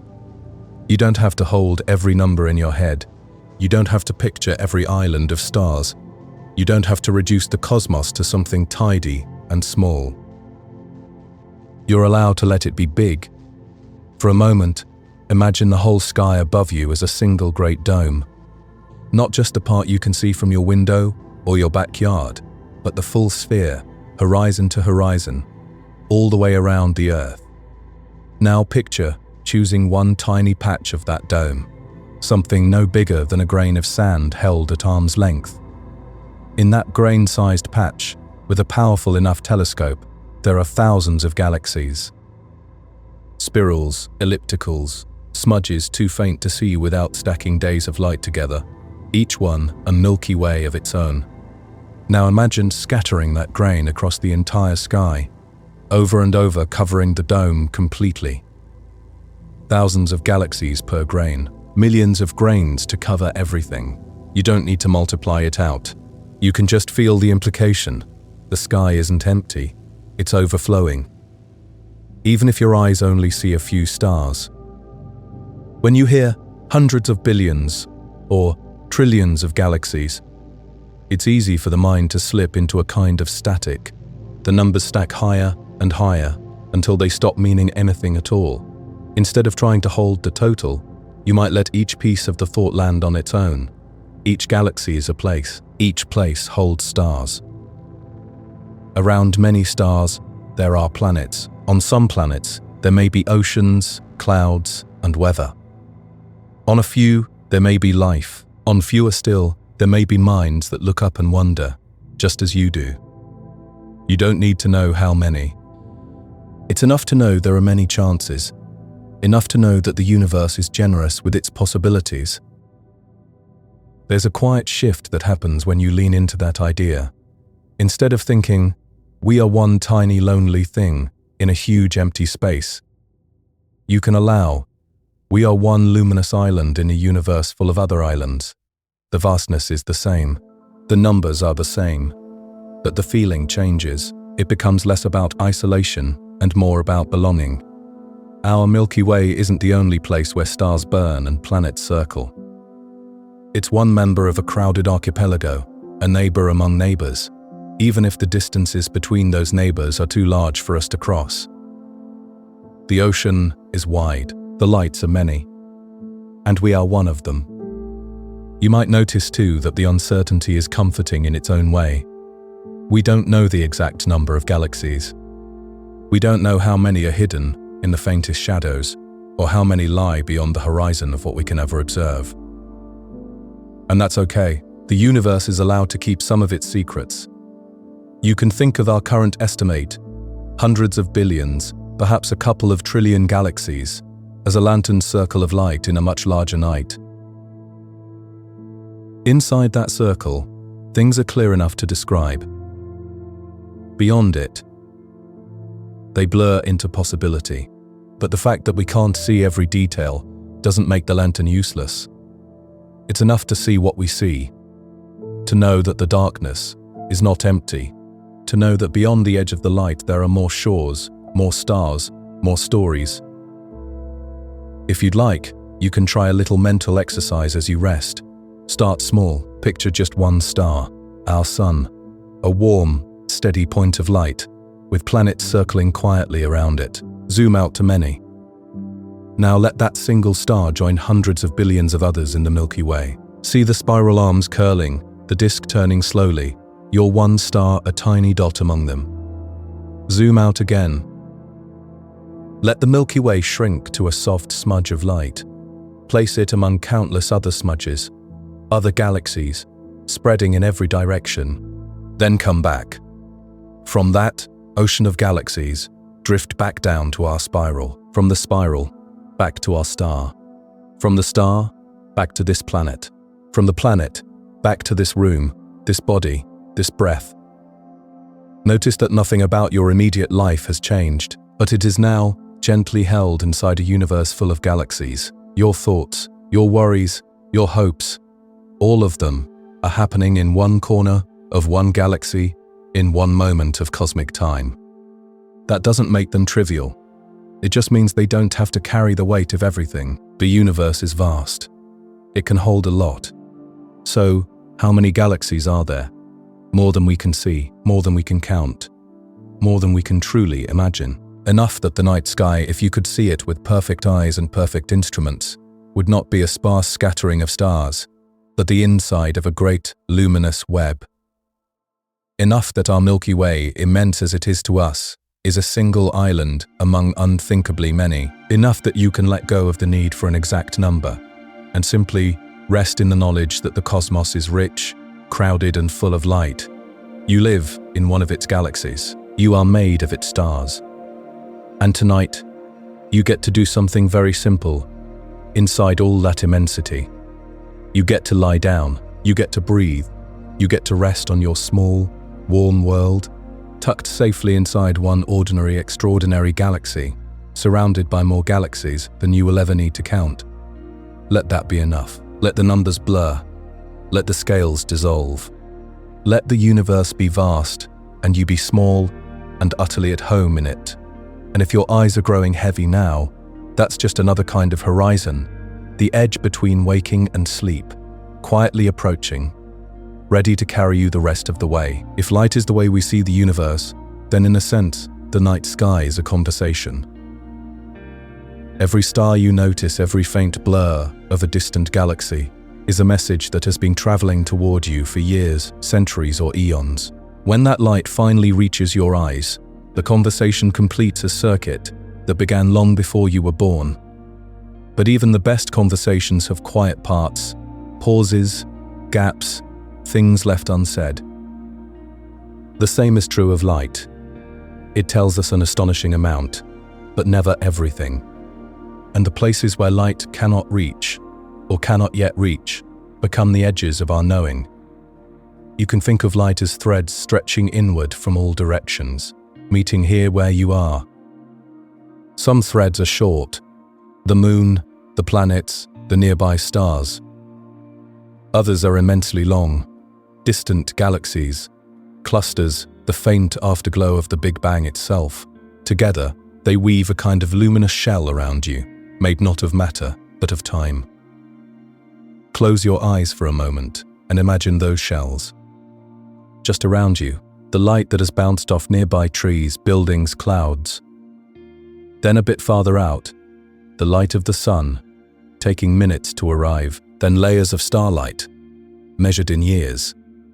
Then the shells of galaxies, in millions and billions of years. And at the farthest edge, a faint, uniform glow.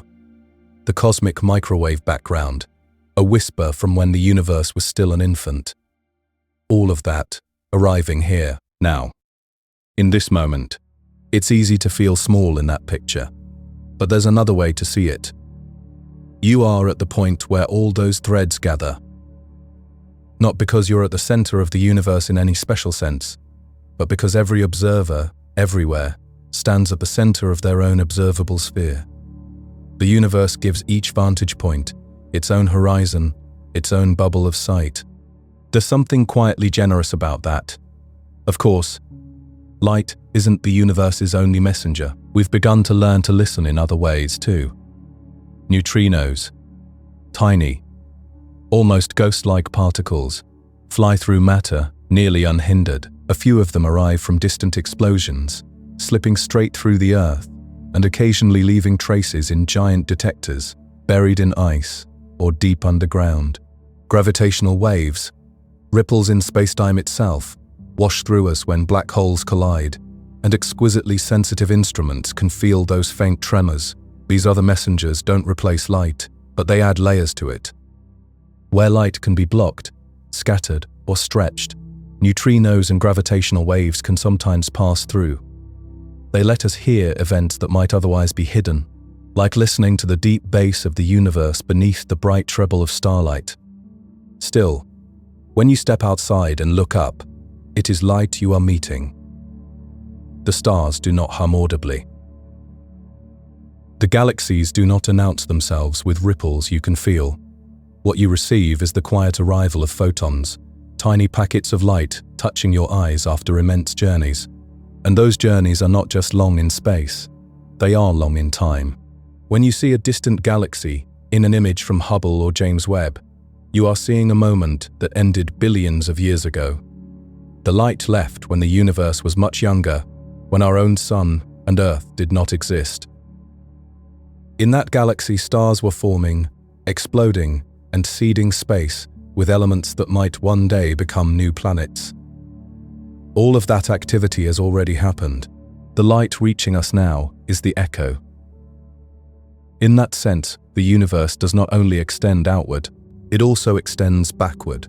Your field of view stretches into history, and then there are the parts you will never see.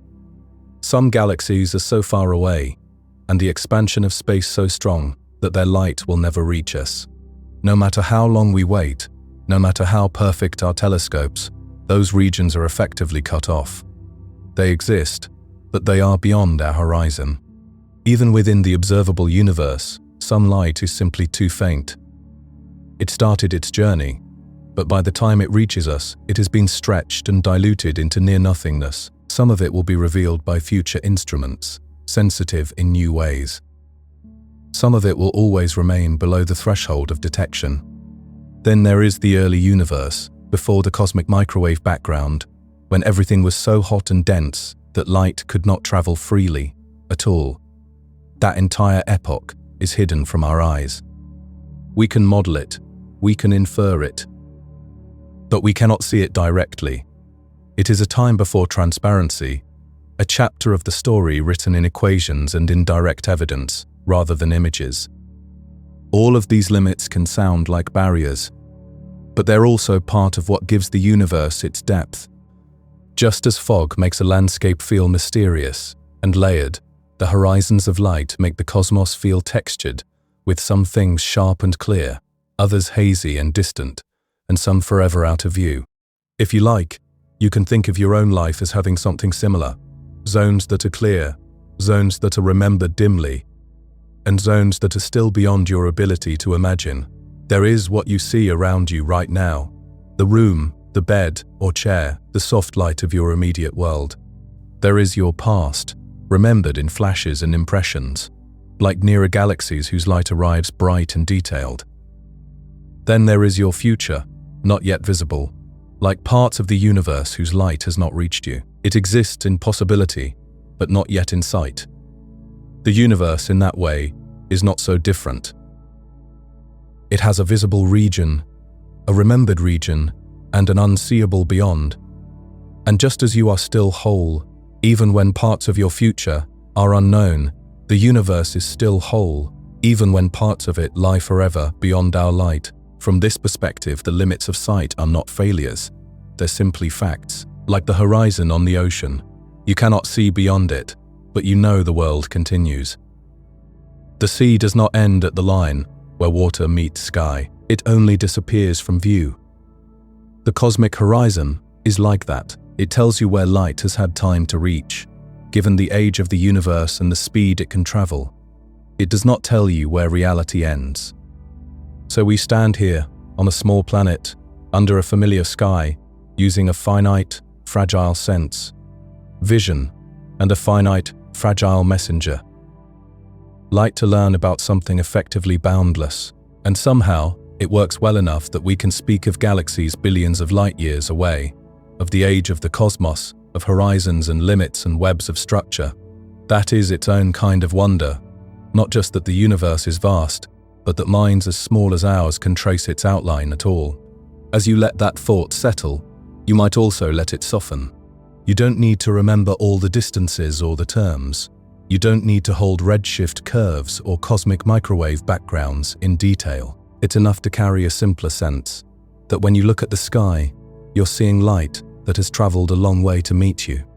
That the farther you look, the farther back in time you're reaching. That there is a horizon, and beyond it, more. And that this is okay. You are not meant to see everything. You are meant to see something. And what you see is already an immense gift. Tonight, the photons arriving at your eyes began their journeys at different moments in cosmic history. They have crossed the gulfs between stars, slipped past clouds of dust, and threaded their way through the expanding fabric of space. They do not know who you are. They do not aim for you. And yet here they are, completing their long path in the simple act of you looking up, or even just knowing that the sky is there, above the ceiling, beyond the roof, outside the window. You are part of that path now. Part of the story of how the universe sees itself in a very quiet way. You are not separate from the cosmos. You are in it. You are made of the same matter that glows and scatters and shines. And you are watching, with eyes that are, in their own way, tiny telescopes, collecting light, turning it into meaning, and then, when you are ready, gently letting it go as you close your eyes and drift towards sleep.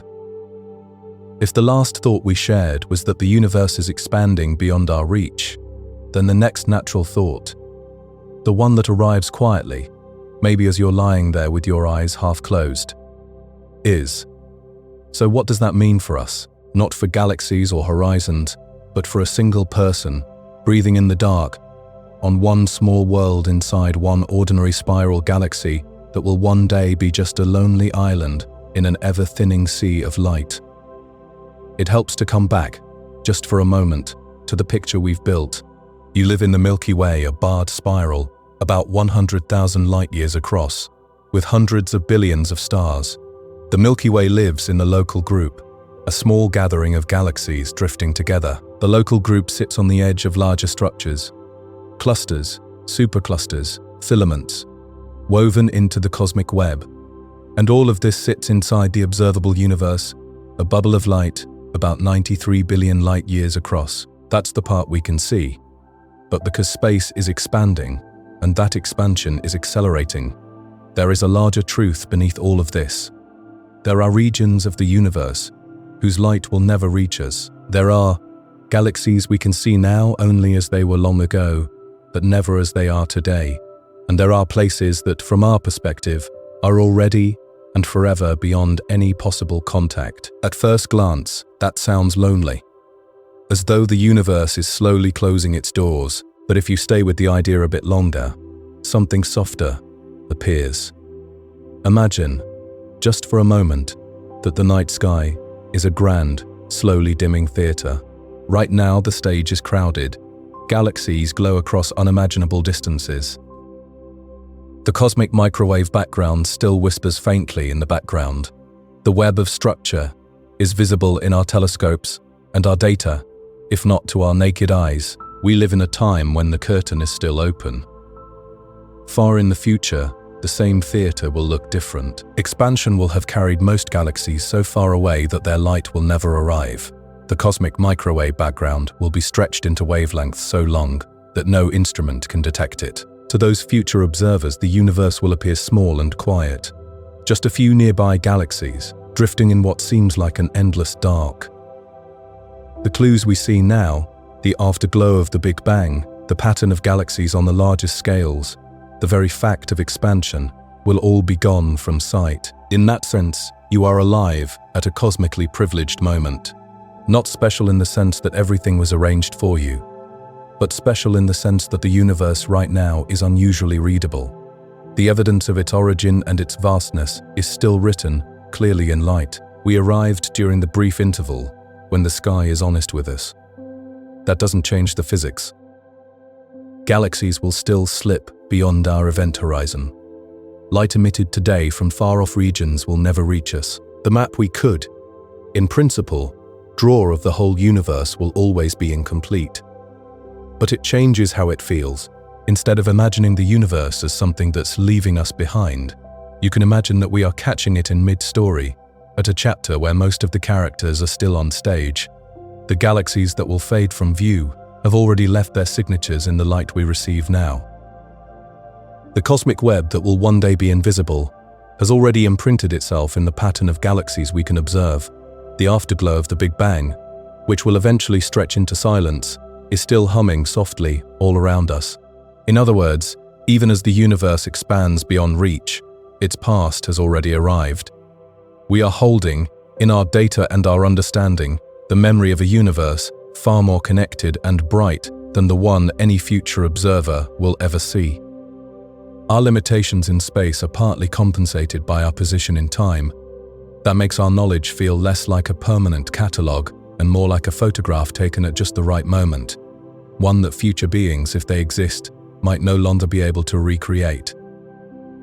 There's another, more personal side to all this.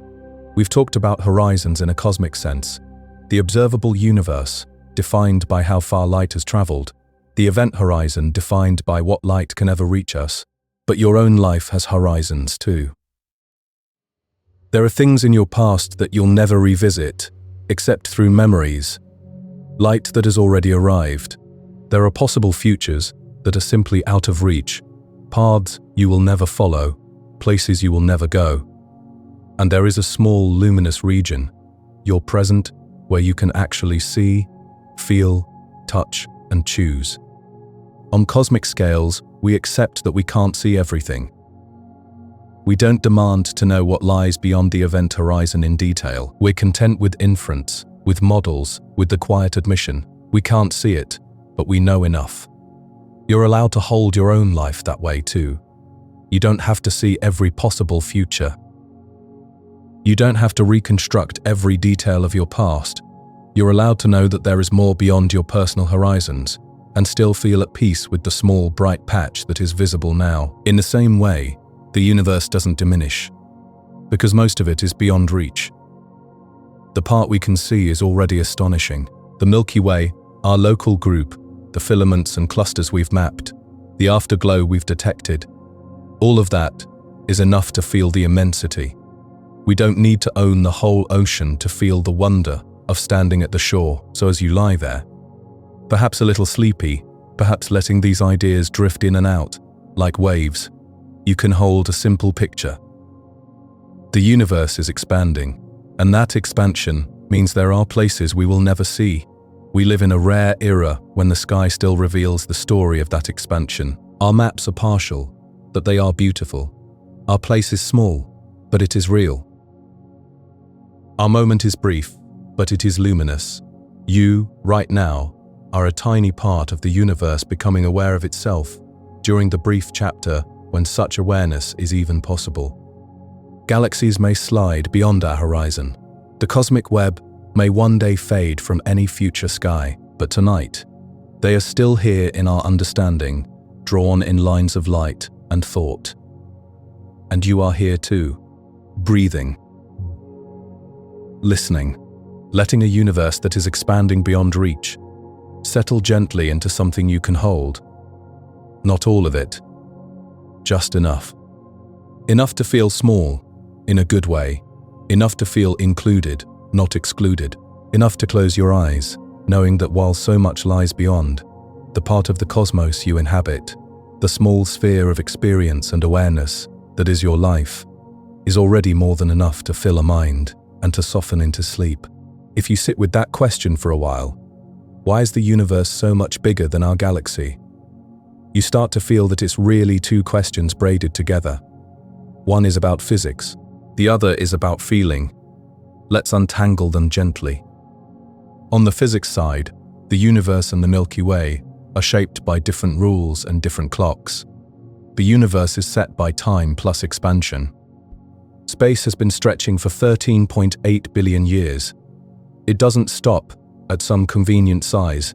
It just keeps growing as long as time passes and dark energy keeps pushing. The result is a cosmos that by now is tens of billions of light years across in every direction. A galaxy, by contrast, is set by gravity plus balance. Matter in a region collapses under its own gravity, but only until it reaches a kind of truce.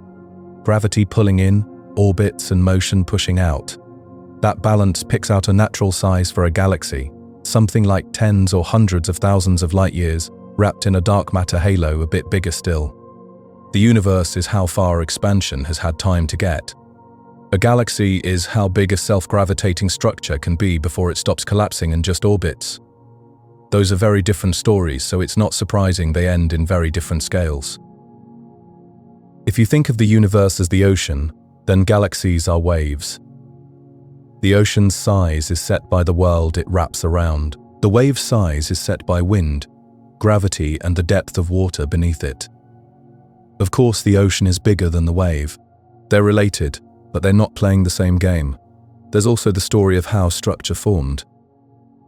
In the very early universe, matter was almost perfectly smooth, just tiny ripples in density. Gravity amplified those ripples. Small ripples collapsed first. Stars, star clusters. Slightly larger regions collapsed. Galaxies. Bigger regions didn't collapse into one monster galaxy. They broke into many galaxies that then orbited together as groups and clusters. At each level, there's a characteristic size where gravity wins locally, but not globally. You get a hierarchy: stars, galaxies, groups, clusters, superclusters, cosmic web, universe. The Milky Way is one rung on that ladder. The observable universe is the whole ladder plus the room it stands in. So asking why isn't the galaxy as big as the universe is a bit like asking why isn't a tree as big as the forest. The forest exists because there are many trees. The universe exists because there are many galaxies. If everything collapsed into just one galaxy, there wouldn't be a web, no voids, no clusters, just one enormous, featureless lump. The universe is bigger because it isn't a single thing. It's room for many things. Then there's the emotional side of the question. When you hear Milky Way, approximately 100,000 light years across observable universe, approximately 93 billion light years across your mind does something very human. It tries to decide what that means about us.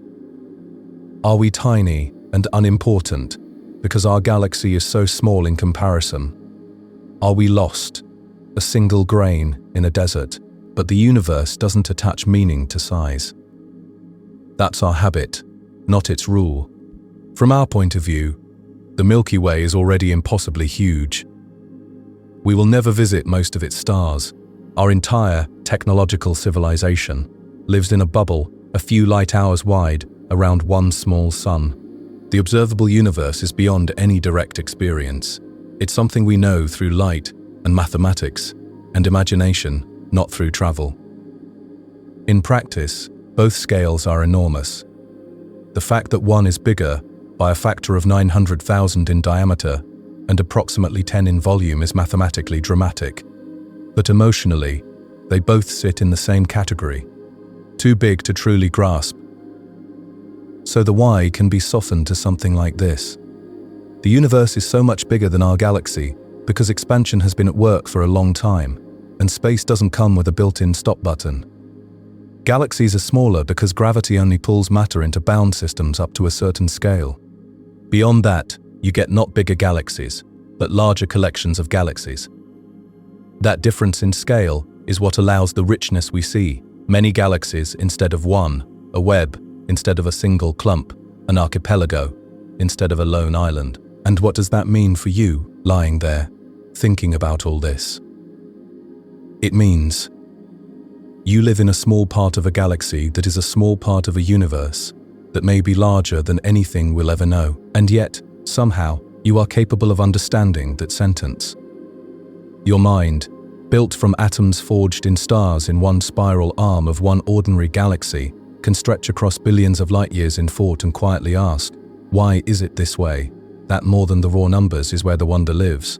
So the universe is larger than our galaxy, because the whole is always larger than the part, because expansion and gravity operate on different scales, because physics naturally gives us many galaxies instead of one enormous one. The Milky Way is our wave. The universe is the ocean. Our galaxy is tiny in that ocean, yes, but for one small moment, on one small world, the ocean knows about the wave, and the wave knows it's part of the ocean, and that is enough. When you follow this all the way out, from you to Earth, to the Milky Way, to the observable universe, you eventually reach a kind of quiet place in the mind. Not because the numbers run out, but because there's nowhere left to climb. You're already at the widest frame you can meaningfully hold. And there, in that widest frame, what's left isn't really about distances at all. It's about how you live inside this picture. You've already traced the ladder. You are small compared to your planet.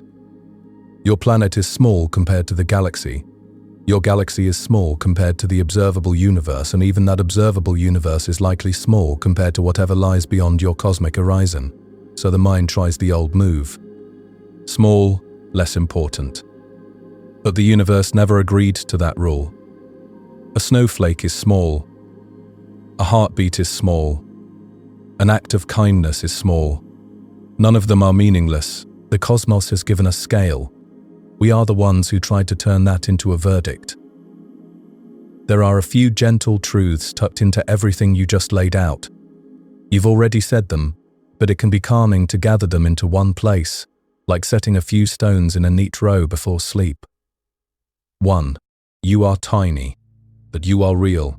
The universe will never notice if you're late answering an email, but it does notice you, in the only way that matters. Every atom in you obeys its laws perfectly. Every second, you are not an exception to the universe. You are an example of it. 2. Your problems are small, but your experience isn't. On the scale of galaxies, your worries are microscopic. On the scale of a single nervous system, they are thunderclouds. Both perspectives are true. Cosmic scale doesn't tell you this doesn't matter. It whispers, this is not all that matters. There is room inside a single human life for both paying the bill and wondering what it means to exist inside 93 billion light years of space. 3. You are fragile, and that's exactly why you matter. Earth really is a thin film of life on a small rock in a big dark. You really are a brief pattern in that thin film, but that's what makes it precious. If consciousness is rare, then every mind is a limited edition event in the universe. If consciousness is common, then you are one voice in a vast cosmic choir. Either way, you're not a mistake. You're a configuration the universe can take. There's also this quiet, almost secret symmetry. The universe is unimaginably large in space. You are unimaginably dense in experience. 93 billion light years of galaxies. And in one corner of it all, a brain that can feel sorrow, or nostalgia, or relief when a friend texts back. A brain that can lie in bed and listen to a voice talking about galaxies and feel calmer. The universe doesn't do that everywhere. It does that here, in you, right now. From that angle, you are not just small. You're concentrated, a tiny region of the cosmos where matter has become capable of caring about anything at all. If you like, you can try a simple little grounding exercise with all of this. Notice your body wherever you are. In a bed, in a chair, on a couch, somewhere in the dark overhead, the Milky Way is turning. Somewhere far beyond that, galaxies are receding past horizons you'll never see. And right here, in this tiny patch of space-time, there is exactly one thing the universe is doing that it almost never does. It is being you, breathing like you, thinking like you, carrying the particular memories only you carry. On cosmic scales, that's a small thing. On human scales, that's everything. So what does the vastness mean for us? It doesn't hand down a purpose from outside. It offers a vast, silent backdrop and lets us choose. We can let it shrink us into insignificance, or we can let it frame our lives the way a night sky frames a candle. Not making the candle weaker, but making its warmth easier to feel. You are a brief, bright moment in a very old, very large universe. You do not need to be large to be meaningful. You only need to be here. And you are, right now. On a small world, in a small galaxy, in a vast universe. Breathing, listening, thinking. For tonight, that's enough. If you zoom all the way out on everything you just described, there's a quietly beautiful paradox sitting in the middle of it. We are almost nothing, and we are the ones who can notice that. That's our place in the sea of galaxies, in the simplest possible terms. Physically, we're very nearly invisible. A person on a planet around a very ordinary star, that star in an unremarkable patch of a spiral arm. That spiral, one galaxy among trillions from the universe's point of view. You don't even register as a speck. And yet, from your point of view, your life fills the entire frame of experience. Every joy, every fear, every memory, every person you've ever loved, all of it happens inside one small, temporary mind. The sea of galaxies is unimaginably huge, but for you, the most important region of the universe is measured in heartbeats and conversations and small decisions. Both scales are real. Both matter. There's something quietly astonishing in the fact that the universe has grown structures big enough to hold galaxies, and also small, intricate structures like brains that can think about galaxies. You summarized it perfectly. We're also the universe made aware of itself. That's not a metaphor. It's literally true. The atoms in you are the same atoms that once floated in interstellar clouds. The laws that shape galaxy clusters are the same laws that let neurons fire in patterns that feel like you. So when you look up at the night sky, read about light years and redshifts, feel that mix of awe and unease that's not a tiny, separate creature staring at something alien. That's one part of the universe finally having the tools to recognize the rest. It took 13.8 billion years for hydrogen and gravity and time to arrange themselves into a mind that could say, "Where am I in all of this?" Right now, that mind is yours. If you want a simple way to hold your place in all this, you can think of it in 4 layers: a body, a temporary pattern of atoms, held together for a while; a mind, a flow of awareness, observing thoughts and feelings as the universe passes through you; a world, one small planet, where those bodies and minds meet, care, argue, create, repair; a context, a galaxy, then a cluster, then a web, then a horizon of everything we can see. Your life happens in the overlap of all 4. You are never just a small animal on a rock. You are also never just a cosmic perspective. You are both at once, a local life with local joys, nested inside a universe that's unimaginably large and indifferent, and that you, somehow, can love anyway. If the universe is indifferent, what gives it meaning? You do, we do. Meaning isn't built into galaxies the way gravity is. Meaning is something that appears when conscious beings show up and start to care. About each other, about the planet that keeps them alive, about the story they're part of. The sea of galaxies won't clap for you, won't judge you, won't assign you a purpose, but you can decide that kindness matters anyway, that beauty matters, that telling the story matters. And suddenly, in one tiny corner of one galaxy, the universe isn't just there, it's experienced. If you'd like, you can distill all of this down to a single, gentle picture. Above you, the Milky Way, turning slowly. Beyond it, clusters, filaments, a web of light and darkness stretching out past what you can ever see. Inside you, the quiet awareness that knows this is so. You don't have to solve anything. You don't have to justify your existence to the stars. Your place is simply this: to be here for a short while, to notice that you are here to share this universe with other brief, bright minds, to take care as best you can of the tiny world that lets any of this be possible, small, fleeting, fragile, and completely, wonderfully real. In a sea of galaxies, that is your place, and for tonight, that's enough. This is a beautiful landing place for the whole journey. You've brought the listener all the way out to the edge of what we can know, and then gently back into their own breathing. The emotional arc is really clear. Overwhelm, perspective, belonging, acceptance, gratitude, that's a very natural path into sleep. If you'd like a version that's slightly tightened and tuned for being read aloud, here's a lightly polished pass that keeps all your ideas, but smooths the cadence a bit, especially for breath and repetition. Feel free to ignore, mix or match. Resting beneath the infinite closing script, polished version. After reflecting on our place in a sea of galaxies, it feels as though this journey is coming to a gentle pause. We've traveled from the scale of our home star system to the farthest edge of the observable universe. We've thought about the Milky Way as an island of light, counted the stars within it, traced the gaps between galaxies, followed the highways of clusters and superclusters, measured the immeasurable with light as our tool, and finally compared the whole of the universe with the single galaxy we call home. At each step, the scale has grown, and with it, our sense of perspective has deepened.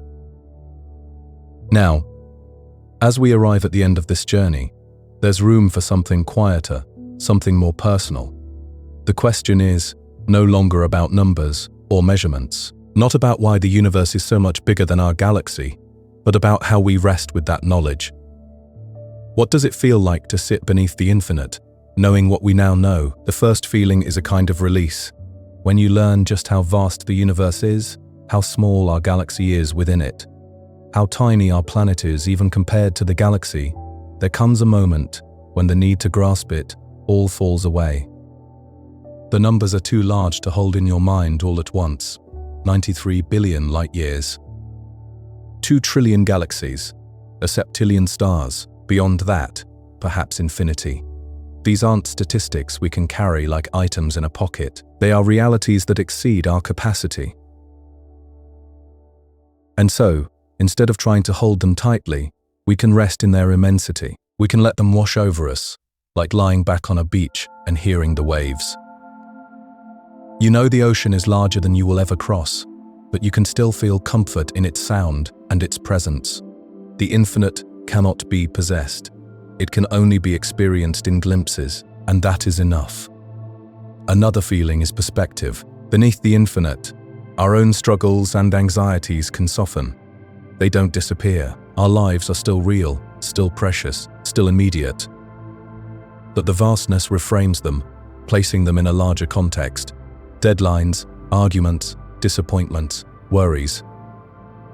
None of these are erased, but they loosen their grip a little when seen against billions of years and light years. They become part of life, not its entirety. This perspective doesn't make our problems unimportant, it simply makes them less absolute. Beneath the infinite, the sharp edges of daily life are gently rounded. In their place comes a sense of proportion, and sometimes a quiet sense of calm. The universe is vast, but it is also steady. Stars are born and die. Galaxies drift and merge, space expands. And through it all, there is continuity. To rest beneath the infinite is to feel part of something stable, even as your own life shifts from moment to moment. There is also a sense of belonging. At first, the infinite can make you feel small, even insignificant. But the more you sit with it, the more it becomes clear that you are not outside it. You are inside it. Made of it, connected to it. The atoms in your body were forged in stars. The elements you breathe, drink, and eat were created by the same processes that shape galaxies. You're not an intruder in the cosmos. You are the cosmos, temporarily arranged in human form, aware enough to notice itself. Resting beneath the infinite means remembering that you're not separate from it, not a stranger looking in, but a participant within it. The infinite is not something above you, it's something you are part of, inseparable and continuous. This belonging brings comfort. To know that you're part of something vast is to know that you're not alone, even when you feel alone. The sea of galaxies is full of light, and while you may never touch those other islands, their presence is reassuring. They shine across the darkness, reminders that the universe is not empty, but full. The infinite is not a void, it is abundance, overflowing with stars, planets, and possibilities. To rest beneath it is to feel surrounded, not by silence, but by presence. The night sky becomes a blanket, not an emptiness, covering you with its patterns and its depth. There is another layer, quieter, but just as important. Resting beneath the infinite is an act of acceptance. The universe contains mysteries we will never solve, horizons we will never cross, distances we will never bridge. There will always be questions without answers, regions beyond our reach, aspects of reality hidden from us. At first, this can feel frustrating, as though knowledge must be complete to be meaningful. But acceptance brings peace. We do not need to know everything to belong. We do not need to see beyond the horizon to rest within it. The infinite is not diminished by mystery. If anything, mystery is part of what makes it infinite. To rest beneath it is to accept that not knowing is part of the experience. That wonder is made richer by the questions that remain open. Another part of rest comes from time. Our lives are brief, and that brevity can sometimes feel heavy. But beneath the infinite, time stretches in both directions. Stars live for billions of years. Galaxies evolve over eons. The universe has been expanding for nearly 14 billion years, and may continue for trillions more. Against that backdrop, our own years and decades are small, but they are not meaningless. They are moments in a larger story, flashes of awareness within a long unfolding. Resting beneath the infinite means letting go of the need for permanence, and instead embracing the value of the moment. A single star does not need to shine forever to matter. It matters because it shines at all. The same is true of us. The infinite also brings gratitude.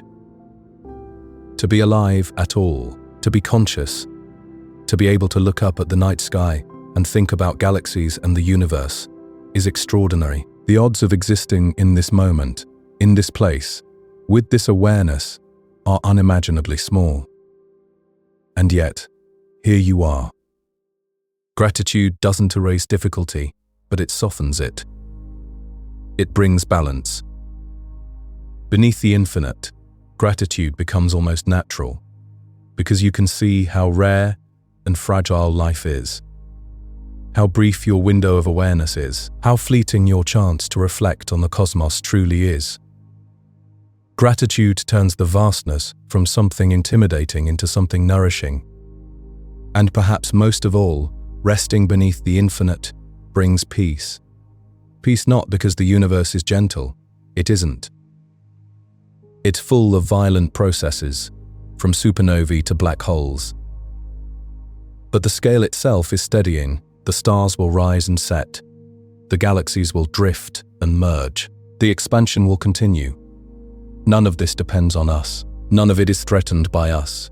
In a world where so much feels uncertain, the cosmos offers a quiet reassurance. It continues, vast and steady, and you are part of it. To rest beneath the infinite is to feel carried by it. Not in control, but not excluded. A passenger on a journey across time and space. So what does it mean, in the end, to rest beneath the infinite? It means release from the need to hold it all. It means perspective on your life. It means belonging to something larger. It means comfort in presence, acceptance of mystery, gratitude for awareness, and peace in scale. It means seeing the night sky not as something distant, but as something intimate. Not as a void, but as a home. The infinite is not a place you will one day reach. It is the place you already inhabit. The reality you're already part of. the blanket under which you already rest. And with that, the journey that began with a greeting beneath the stars and moved outward, through galaxies, clusters, and the observable universe, circles back to where it began. The simple human experience of the night sky. We are still here, beneath it. Still breathing. Still listening to the silence of space and the whispers of light. The infinite stretches beyond us, and yet it holds us. To rest beneath it is not to end a journey, but to settle into it, knowing that the cosmos is vast, that we are small, and that the combination of those two truths is what makes the night feel so profoundly calming. As you let these thoughts settle, the universe continues above you, vast and steady, carrying on whether you're watching or not. The galaxies remain, the stars continue to shine. The space between stretches quietly onward. You don't need to hold all of it at once. You only need to remember that you are part of it, that you belong to it, and in a quiet, human way, it belongs to you. If you found comfort drifting through these reflections, you can always return to this space where curiosity meets calm and science becomes a companion for sleep. And if you'd like to share this feeling with someone who might need it, this journey will be here waiting for them too. For now, let your breathing slow. Let your body rest. Let the vastness of the night sky hold you. The galaxies will still be there tomorrow. The universe will always be waiting. Good night. If you'd like to do more with this series, turn it into a podcast, a video, or a written collection. I can help you shape titles, descriptions, or shorter intro/outro versions next. For the moment though, I'll match your cadence. Sleep well. The universe has the night shift.